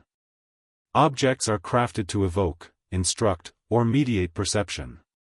Their visual and tactile qualities enhance experience, turning simple materials into conduits of thought and feeling. The intertwining of aesthetic sensibility and symbolic intention reflects the early emergence of philosophy, cognition, and the human drive to explore meaning through material expression. Objects also mediate spiritual and ritual engagement. Figurines may represent ancestors, totemic animals, or spiritual forces, serving as intermediaries between humans and unseen realms. Placement, orientation, and context within ritual spaces imbue objects with power, guiding thought, perception, and emotional response. Humans discover that material form can structure experience, influence behavior, and embody intangible concepts. These objects are not inert, they are active participants in human cognition, reflection, and cultural expression. Abstraction emerges in patterns and motifs. Lines, dots, spirals, and geometric designs indicate that humans are capable of separating representation from direct observation, creating meaning through symbolic systems. Patterns may encode ritual sequences, cosmological understanding, or ethical frameworks. This early abstraction is evidence of cognitive sophistication, the ability to conceptualize, symbolize, and communicate beyond immediate sensory input. Objects thus become laboratories for thought, where perception, imagination, and reflection converge, shaping memory, identity, and social cohesion. Interaction with symbolic objects is also sensory and experiential. Touch, weight, and texture convey meaning alongside visual cues. Objects stimulate attention, guide meditation, and anchor ritual action. Early humans understood that perception extends beyond the visual, engaging multiple senses enhances cognition, emotion, and memory. Objects are instruments for immersive experience, connecting body, mind, and environment in deliberate, reflective interaction. In this way, material culture is inseparable from the development of human consciousness. Symbolic objects reflect human awareness of mortality and temporality. Figurines and carvings preserve identity, memory, and cultural continuity, asserting presence beyond immediate life. By creating objects designed to endure, humans articulate concern for legacy, remembrance, and relational continuity. These artifacts embody a proto-philosophical awareness: life is finite, but thought, memory, and symbolic presence persist. Objects thus function as material dialogues with time, bridging generations, and transforming the ephemeral into the enduring. The universality of symbolic objects across continents demonstrates convergent cognitive evolution. Similar motifs, forms, and practices appear in distant regions, suggesting shared principles of perception, abstraction, and meaning-making. Humans independently discovered that material form can encode knowledge, convey emotion, and structure experience.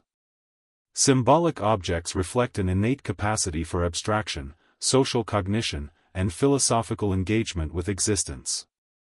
They testify to the emergence of culture, imagination, and intentionality as defining characteristics of early humanity.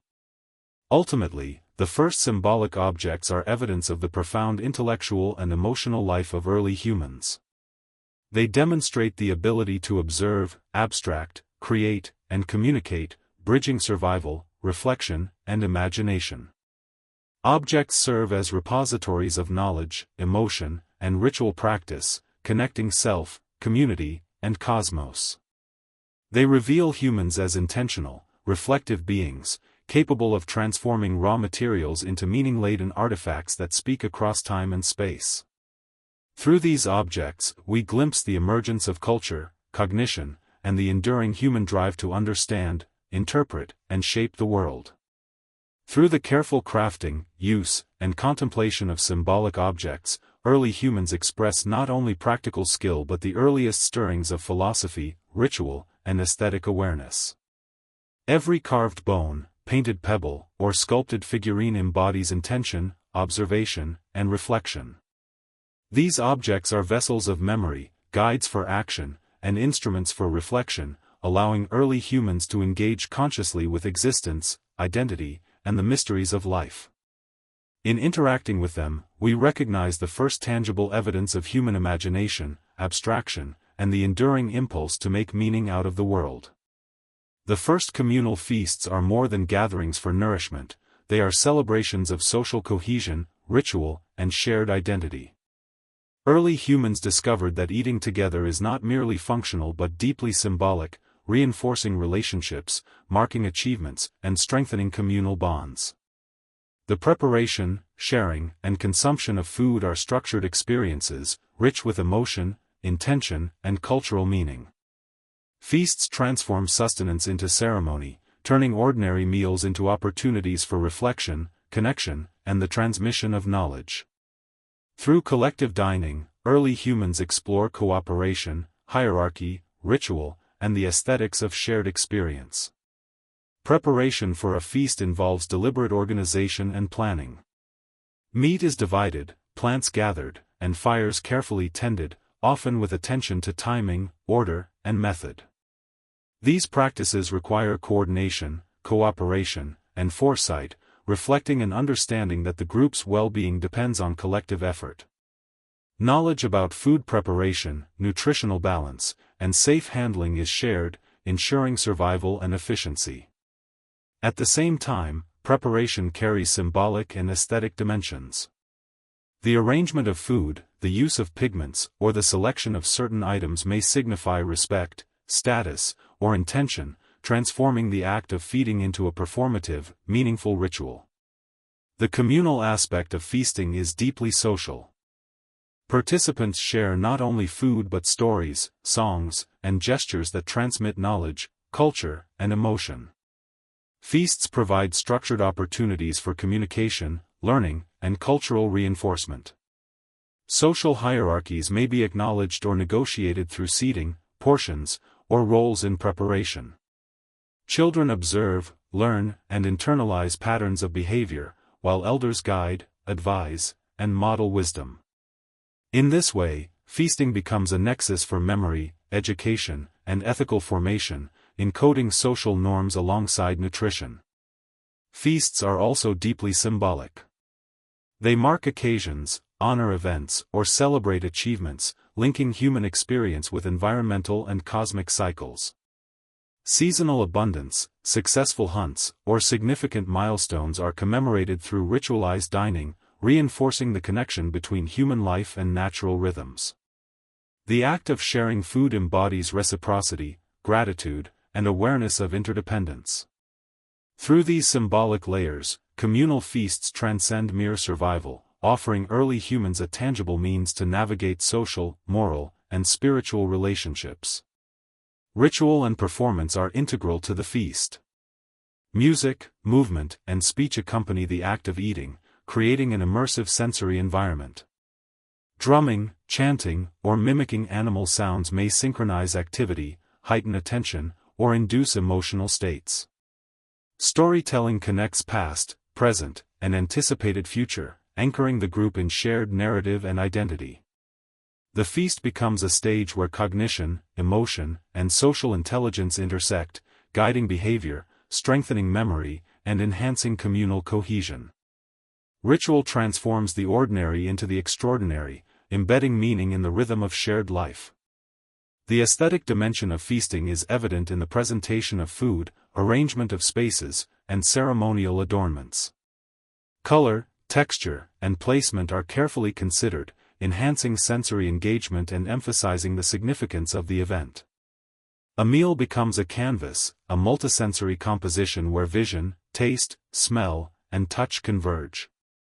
Early humans understood that aesthetics is not superfluous, it structures perception, enhances emotional resonance, and reinforces cognitive focus.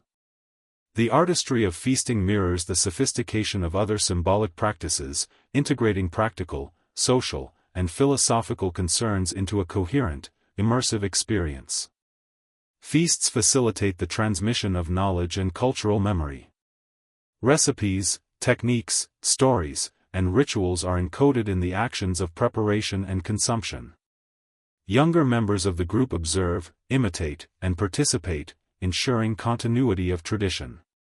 Knowledge about seasons, ecology, hunting, and plant use is reinforced alongside social norms and ethical behaviors. The act of dining collectively becomes an educational space, where learning is embedded in embodied experience, ritual, and sensory engagement. Through repetition and shared practice, communal feasts anchor cultural continuity and cognitive development. Emotion is central to the feast experience. Anticipation, excitement, satisfaction, and gratitude intermingle, creating heightened states of awareness and memory. The sharing of abundance elicits empathy, reciprocity, and communal responsibility. Early humans recognized that emotion strengthens bonds, enhances learning, and reinforces memory. Ritualized feasting transforms raw physiological experience into structured emotional and social practice, cultivating both individual and collective intelligence. Through food, humans explore the interplay of survival, pleasure, morality, and reflection. Feasts also mediate relationships with the environment. Hunting, gathering, and preparation require observation, planning, and respect for resources. Sharing food embodies acknowledgement of ecological interdependence, a recognition that survival is a dialogue with the natural world.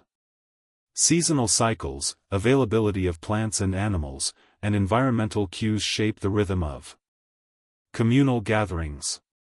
Early humans learned that sustenance is not only practical but relational, connecting human life with broader ecological systems. Feasting becomes both celebration and ecological philosophy, embedding awareness of balance, timing, and reciprocity. Storytelling during feasts is a profound vehicle for cultural transmission. Tales of past hunts, mythical animals, ancestors, or moral lessons intertwine with the act of eating, creating layered cognitive and emotional experiences. Narrative structures memory, reinforces ethical frameworks, and enhances group identity.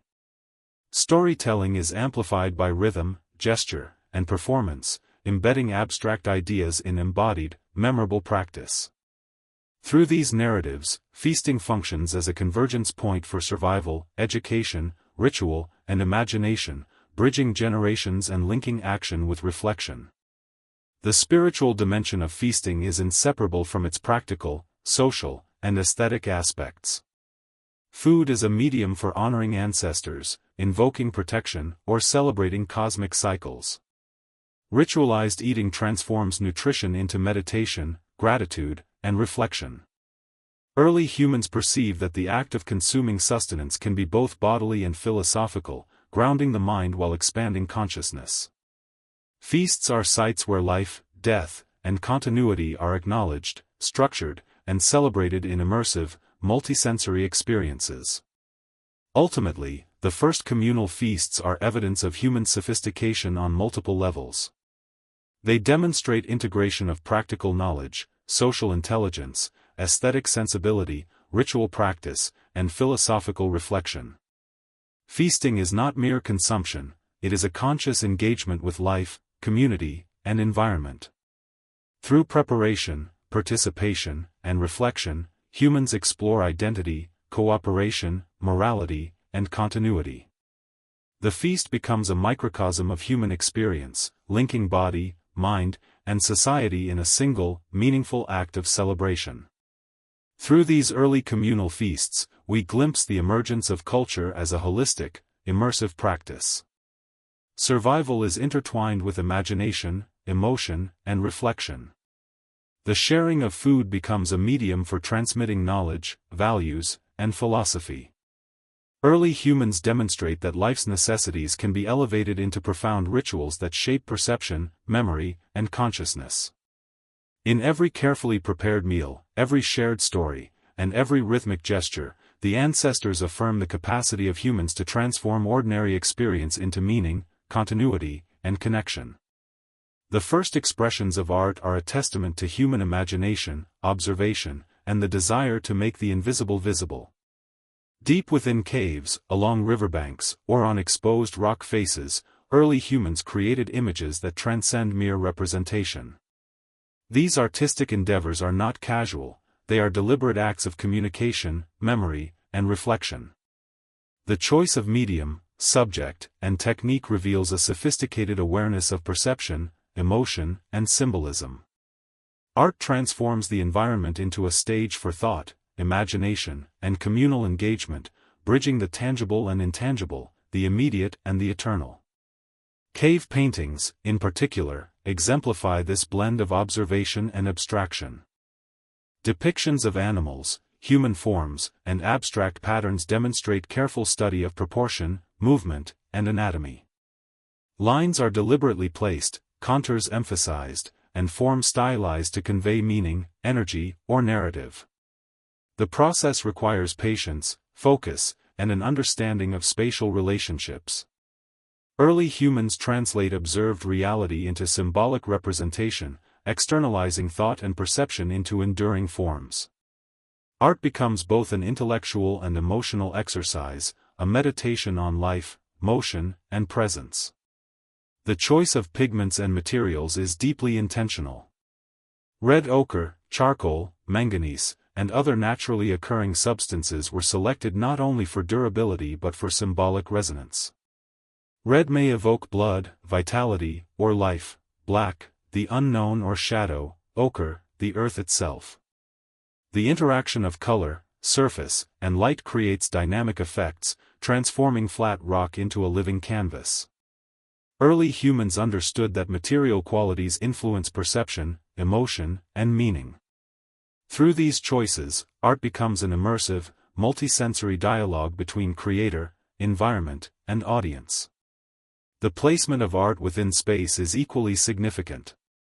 Many cave paintings are located in deep recesses, where light flickers and shadows dance, enhancing perception and emotional impact.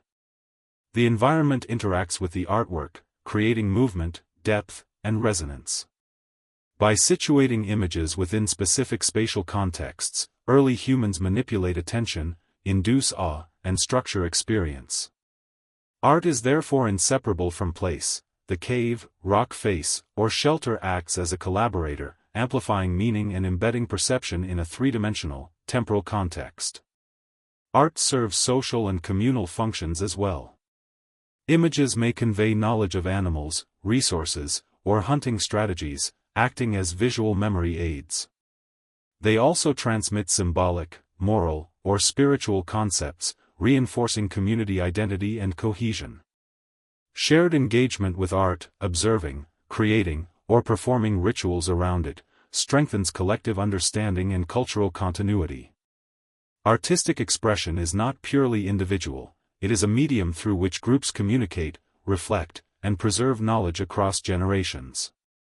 In this sense, art becomes both repository and catalyst for culture. Emotion is deeply intertwined with artistic creation. Awe, reverence, fear, and curiosity guide the selection of subjects, the intensity of lines, and the application of pigment. Art is an avenue for processing experience, reflecting on existence, and engaging with forces beyond immediate perception. Early humans intuitively harnessed the power of aesthetic experience to structure thought, evoke feeling, and deepen awareness. In encountering, creating, or contemplating art, humans engage both cognitively and emotionally, transforming observation into insight and imagination into meaning. Art is also a medium for ritual and spiritual engagement. Paintings, carvings, and figurines are frequently found in contexts associated with ceremonial spaces, burials, or sacred sites. They act as intermediaries between humans and unseen forces, invoking protection, guidance, or blessing. Artistic creation becomes a structured practice through which the intangible, memory, spirit, or cosmological principle, is rendered tangible. Early humans recognized that symbolic form mediates perception, emotion, and ritual, creating an interface between the human and the non-human, the visible and the unseen. Abstraction emerges as a key feature of early art. Geometric patterns, spirals, dots, and lines are not direct representations of reality but symbolic constructs that convey meaning, structure thought, or encode knowledge. Such abstraction demonstrates advanced cognitive processes, pattern recognition, symbolic reasoning, and conceptualization. By abstracting form, early humans create systems of meaning that extend beyond immediate experience, engaging the mind in philosophical and reflective practice. Art becomes a laboratory for cognition, a space to explore ideas, relationships, and possibilities. Interactivity and participation enhance the power of art. The physical act of painting, carving, or sculpting engages the body alongside the mind. Observation and contemplation involve the viewer in multisensory perception, linking touch, vision, and emotion.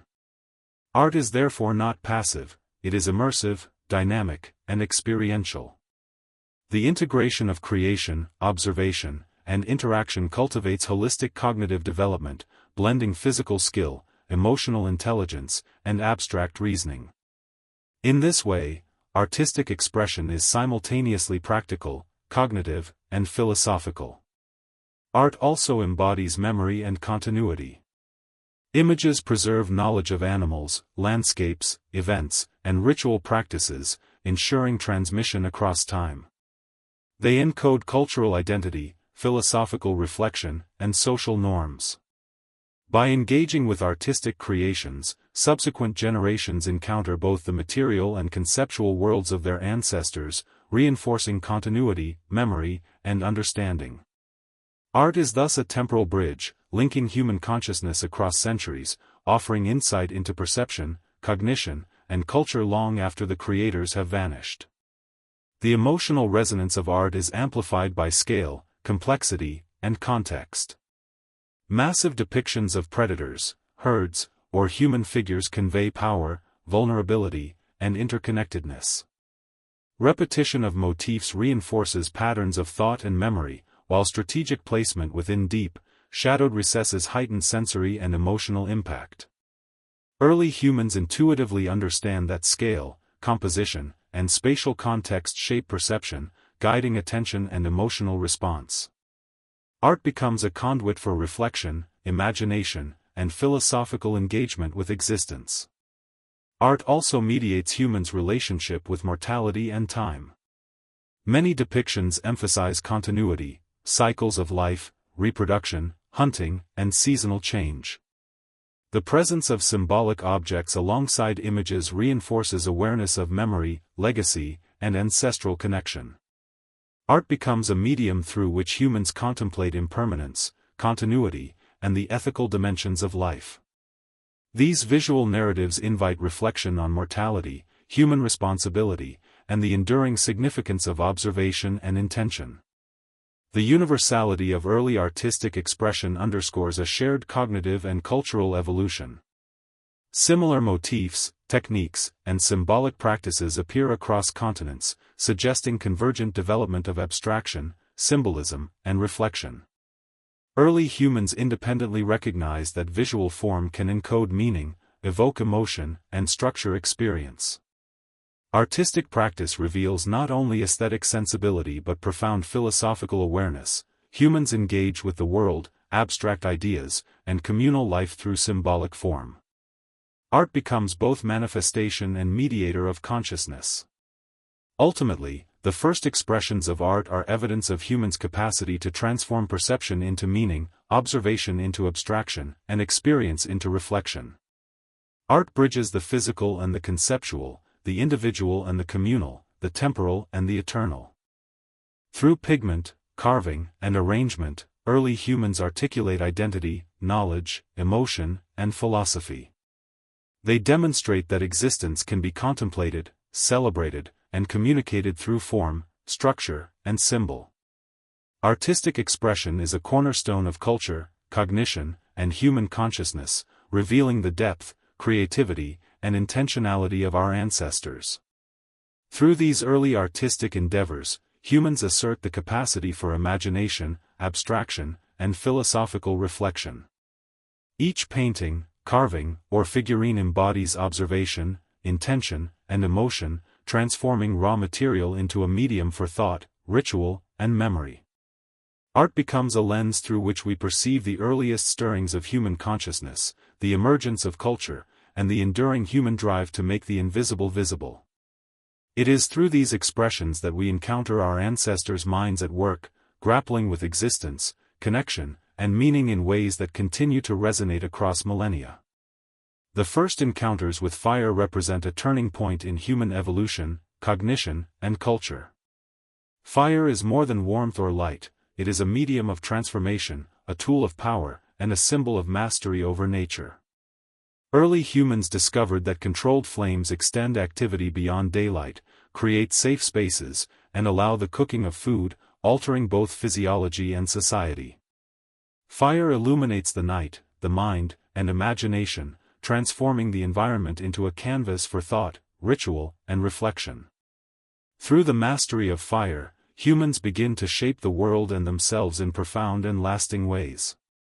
Observation of natural fire, from lightning strikes or volcanic activity, likely sparked initial understanding. Early humans noted its behavior, patterns, and effects on materials. Gradually, they learned to transport, protect, and rekindle flame, recognizing its potential for warmth, protection, and sustenance. Fire requires attention, anticipation, and care. It is simultaneously a tool and a teacher. The act of tending flame cultivates responsibility, planning, and awareness of cause and effect. Fire becomes an interactive partner in human cognition, shaping both physical and mental landscapes. The social dimension of fire is immense. Flames draw people together, creating communal spaces for warmth, cooking, and social interaction. Around fire, stories are told, knowledge transmitted, and rituals performed. Fire fosters communication and strengthens cohesion, providing a focal point for observation, learning, and reflection. The shared experience of fire cultivates empathy, cooperation, and cultural continuity. In these moments, fire is not merely utilitarian, it is a medium for connection, memory, and the transmission of values across generations. Cooking transforms sustenance into culture. Fire changes texture, flavor, and digestibility, expanding the range of edible resources. It reduces the risk of disease and accelerates caloric availability, supporting brain development and physical vitality. The act of cooking is simultaneously practical, cognitive, and ritualistic. Knowledge about timing, temperature, and preparation is encoded in communal practice and memory. Culinary activity becomes a space for reflection, experimentation, and social engagement, linking survival with cognition, imagination, and shared experience. Fire also mediates the human relationship with time. It allows activity after dusk, enabling extended observation, planning, and ritual practice. Nighttime around the hearth fosters contemplation, storytelling, and the development of abstract thought. Fire structures temporal perception, creating rhythms of work, rest, and reflection. Early humans recognized that control over light extends consciousness, transforming the night into a space of social, cognitive, and philosophical engagement. Fire becomes both clock and mirror, illuminating activity and reflection. Ritual and symbolism are inseparable from early fire use. Flames may represent life, transformation, protection, or spiritual power. They are central to ceremonies, initiations, or commemorations, linking humans to cosmic cycles, ancestors, and natural forces. Fire functions as both material and metaphysical presence, mediating perception, emotion, and thought. By integrating fire into ritual, early humans explore abstract concepts, continuity, mortality, agency, and interconnectedness. Flame becomes a symbol of human mastery, creativity, and philosophical awareness. Observation of fire teaches patience, attention, and foresight. Flames are dynamic, unpredictable, and demanding. Learning to control and maintain fire develops cognitive skills such as problem-solving, anticipation, and cause-and-effect reasoning. The physical act of tending fire is also reflective, humans attuned to light, heat, and smoke, observing subtle variations and responding with precision. Fire becomes a teacher of the environment, the body, and the mind, cultivating holistic awareness and adaptive intelligence. Fire shapes space as well as cognition.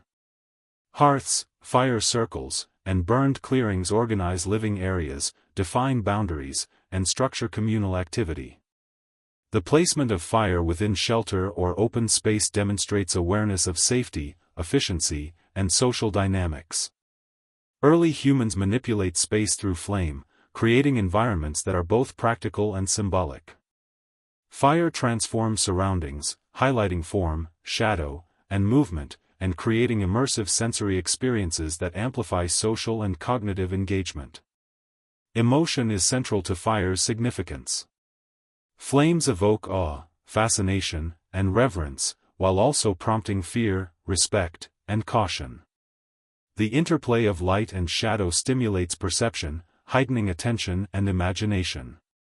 Fire elicits effective responses that guide behavior, enhance memory, and structure social interactions. Early humans intuitively recognize that emotional engagement is critical to learning, reflection, and survival. Fire is simultaneously tool, teacher, and emotional catalyst, shaping mind and culture in profound ways. Fire also extends human agency over the environment. It allows modification of landscapes, cooking of food, and defense against predators.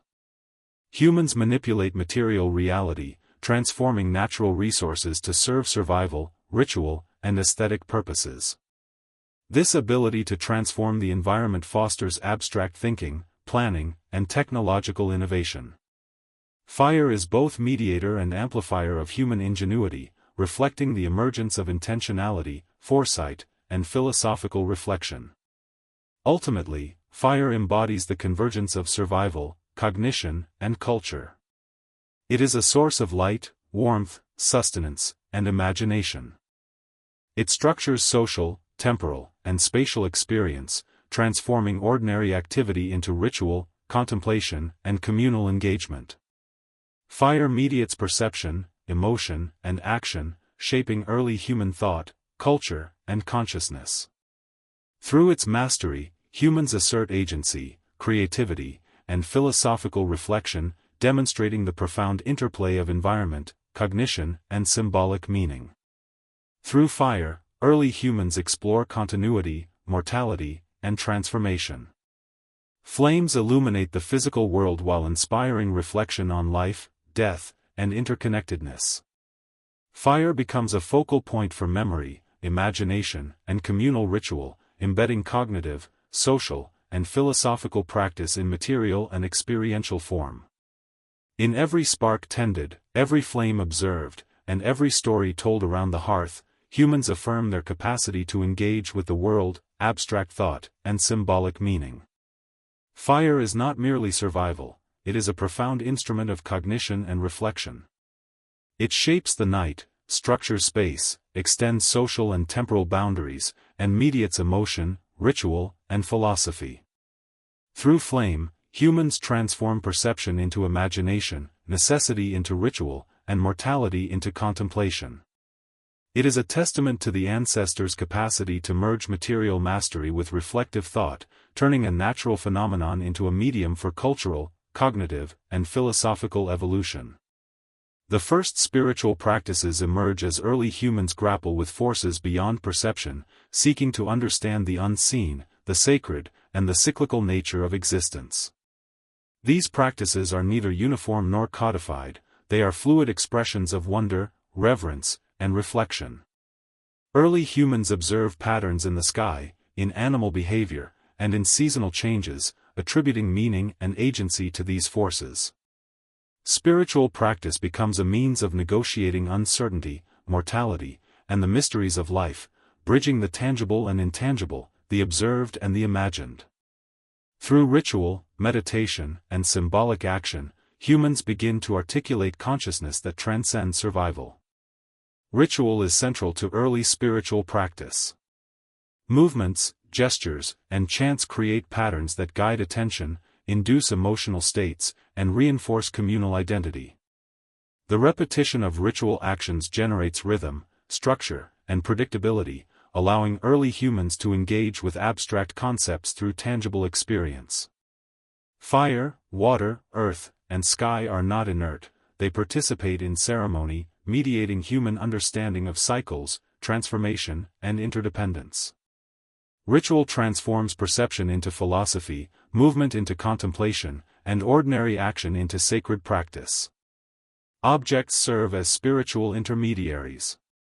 Figurines, bones, stones, and pigments are employed not merely as tools but as conduits for engagement with the unseen. A carved figure may embody an ancestor, animal spirit, or cosmological principle. Placement, orientation, and context imbue objects with power, guiding attention, emotion, and thought. Through symbolic material, early humans negotiate existence, mortality, and continuity. Spiritual artifacts externalize inner states, allowing reflection, memory, and ethical consideration to converge in tangible, interactive form. Community underpins spiritual practice. Early humans recognize that shared engagement amplifies experience and strengthens cohesion. Ceremonies and communal observances create collective understanding, transmitting knowledge, ethical norms, and cosmological insight. Participants experience emotional resonance, social identity, and cognitive engagement simultaneously. Spiritual practice is both individual and collective, nurturing empathy, reflection, and social intelligence. It teaches that humans exist not in isolation but as part of interdependent networks of life, memory, and meaning. Natural phenomena inspire and structure early spiritual engagement. Solar cycles, lunar phases, storms, and seasonal migrations are imbued with significance. Observation of these forces encourages abstraction and pattern recognition, leading to speculation about causality, purpose, and the interconnectedness of existence. Humans perceive rhythm, order, and cycles in the environment, translating these observations into ritual, narrative, and symbolic expression. Spiritual practice emerges from attentive observation, blending cognition, emotion, and philosophy. Emotion is inseparable from spiritual practice. Awe, reverence, fear, and gratitude guide ritual engagement, enhancing attention and memory. Emotional resonance strengthens the perception of sacredness, cultivating both cognitive insight and ethical reflection. Through ritualized experience, early humans channel affective states into structured contemplation, creating profound encounters with mortality, continuity, and interconnectedness. Spiritual practice becomes an integrated cognitive, emotional, and social phenomenon, shaping perception, behavior, and reflection simultaneously. Spatial awareness is critical in spiritual engagement. Caves, groves, riverbanks, and elevated terrains are selected for ritual significance. Such locations provide sensory and symbolic resonance, amplifying the impact of ceremony and observation. Movement through these spaces, the placement of objects, and the orchestration of human activity heighten perceptual awareness, emotional immersion, and reflective thought. Early humans intuitively understand that sacred experience is intertwined with environment, turning physical space into a medium for philosophical exploration. Symbolic abstraction is a hallmark of spiritual practice. Geometric motifs, painted patterns, and arranged objects convey meaning beyond immediate perception. Spirals, dots, and linear arrangements encode ritual sequences, cosmological observations, or ethical frameworks. Abstraction allows early humans to conceptualize invisible forces, project intention, and communicate insight. Spiritual objects and patterns become tools for reflection, bridging the gap between observable phenomena and imagined metaphysical principles. Through abstraction, humans negotiate complexity, uncertainty, and interdependence. Ritualized fire plays a pivotal role. Flames are manipulated not only for warmth or light but as spiritual instruments. Fire mediates attention, guides movement, and amplifies emotion. Sparks, smoke, and shadows create a dynamic sensory environment that enhances immersion, focus, and contemplation. Fire embodies transformation, temporality, and agency, making it a central element in spiritual practice.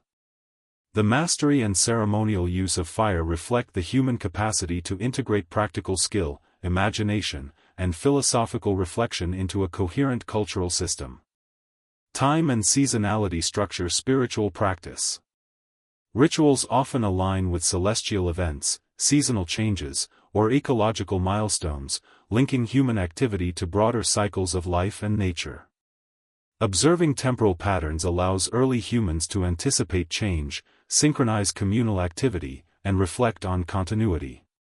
Spiritual practice integrates awareness of cycles with reflection on mortality, agency, and interdependence. Humans begin to perceive themselves as participants in ongoing temporal and ecological processes, cultivating mindfulness, foresight, and philosophical inquiry. Stories, chants, and oral narrative are crucial to early spirituality. Myths of creation, ancestral tales, and moral parables convey knowledge, ethical norms, and cosmological insight. They encode cultural memory, transmitting spiritual and philosophical understanding across generations. Storytelling is integrated with ritual, performance, and symbolic action, creating immersive experiences where cognition, emotion, and social identity converge.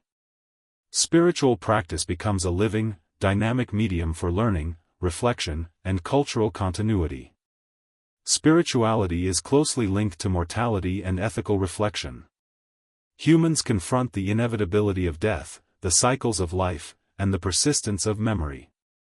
Ritual and symbolism mediate understanding of impermanence, guiding behavior and reinforcing communal responsibility.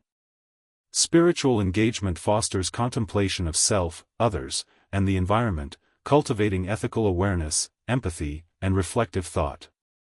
Early humans develop practices that negotiate existential uncertainty, turning mortality into opportunity for philosophical and communal insight. Ultimately, early spiritual practices reveal the emergence of human consciousness that transcends survival.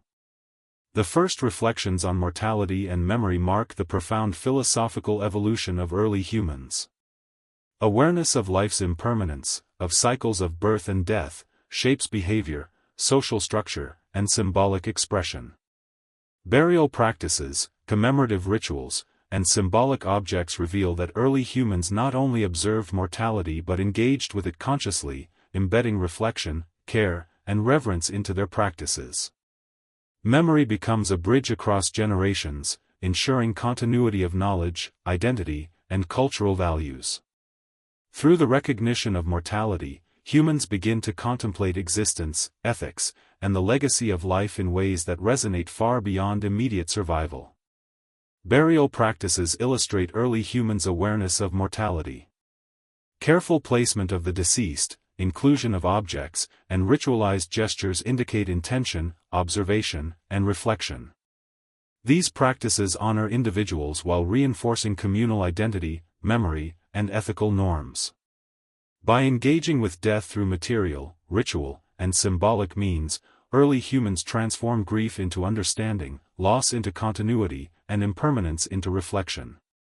Each burial is both intimate and communal, a meditation on mortality, relationality, and responsibility. Objects associated with the dead further demonstrate philosophical engagement. Figurines, tools, pigments, and ornaments may accompany burial, serving as extensions of memory, guides for the afterlife, or markers of identity. These objects are not passive, they actively mediate understanding, emotion, and reflection. Interaction with such items fosters awareness of continuity, legacy, and human interconnectedness. The careful crafting, placement, and selection of material reveals a capacity for abstraction, intentionality, and ethical contemplation. Memory is embodied, tangible, and enduring. Rituals surrounding death engage emotion, cognition, and social cohesion. Grief, reverence, fear, and reflection are structured into practice, guiding attention, behavior, and ethical awareness. Ceremonial acts, chants, or gestures mediate emotion, channeling it into communal understanding and individual contemplation. Early humans recognized that the management of mortality is not only social but philosophical, offering insight into impermanence, ethical responsibility, and relational continuity. Death becomes a lens for reflection on life, interdependence, and the human role in the larger world. Memory functions as both individual and communal bridge. Knowledge of ancestors, lineage, and shared history is encoded in ritual, narrative, and material culture. Stories of the deceased preserve lessons, ethical frameworks, and cultural identity. Through repetition, observation, and symbolic engagement, memory becomes a living, dynamic force, shaping cognition, social cohesion, and philosophical reflection. Humans learn to navigate existence with awareness of temporal continuity, intergenerational responsibility, and relational interconnectedness. Memory is thus inseparable from mortality, identity, and reflection. Artistic expression mediates understanding of mortality and memory. Carvings, paintings, and figurines preserve the presence of individuals, embody reflection, and communicate values across time. Through abstraction, symbolism, and aesthetic choice, early humans externalize internal reflection on life, death, and continuity. Art becomes a medium for contemplation, memory, and philosophical engagement, enabling interaction with forces that transcend immediate perception. The interplay of aesthetics and meaning demonstrates cognitive sophistication, emotional awareness, and ethical reflection. Community plays a crucial role in engaging with mortality. Shared recognition of death, participation in ritual, and collective memory reinforce social bonds and continuity. Humans learn that existence is not isolated, each individual's life, actions, and legacy are embedded in a network of relationships. Mourning, commemoration, and celebration of life cultivate empathy, reflection, and ethical responsibility. By integrating mortality into communal practice, early humans navigate existential uncertainty, strengthen cohesion, and develop reflective consciousness. Temporal awareness emerges through engagement with mortality. Early humans perceive cycles of life, seasonal change, and generational succession, integrating observation of time into reflection on existence. Awareness of impermanence enhances planning, foresight, and philosophical contemplation.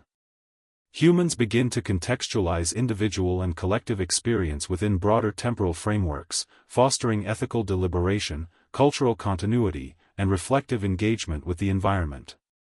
Mortality shapes perception, cognition, and imagination simultaneously.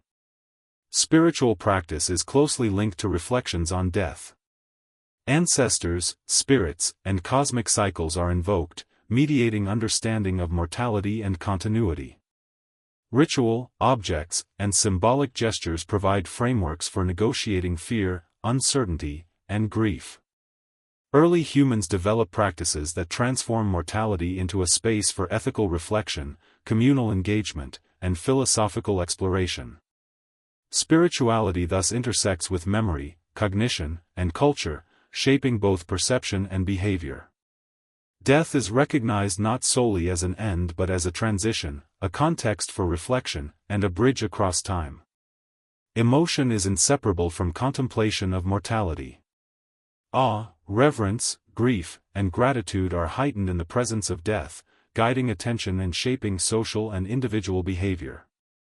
Early humans channel emotion through ritual, narrative, and material culture, transforming affect into reflection and ethical insight. Emotional engagement is a critical tool for learning, memory, and philosophical awareness, demonstrating that cognition and affect are deeply intertwined. Through these processes, mortality becomes a teacher, guiding attention, imagination, and ethical reflection. Abstraction and symbolic thinking extend reflections on mortality.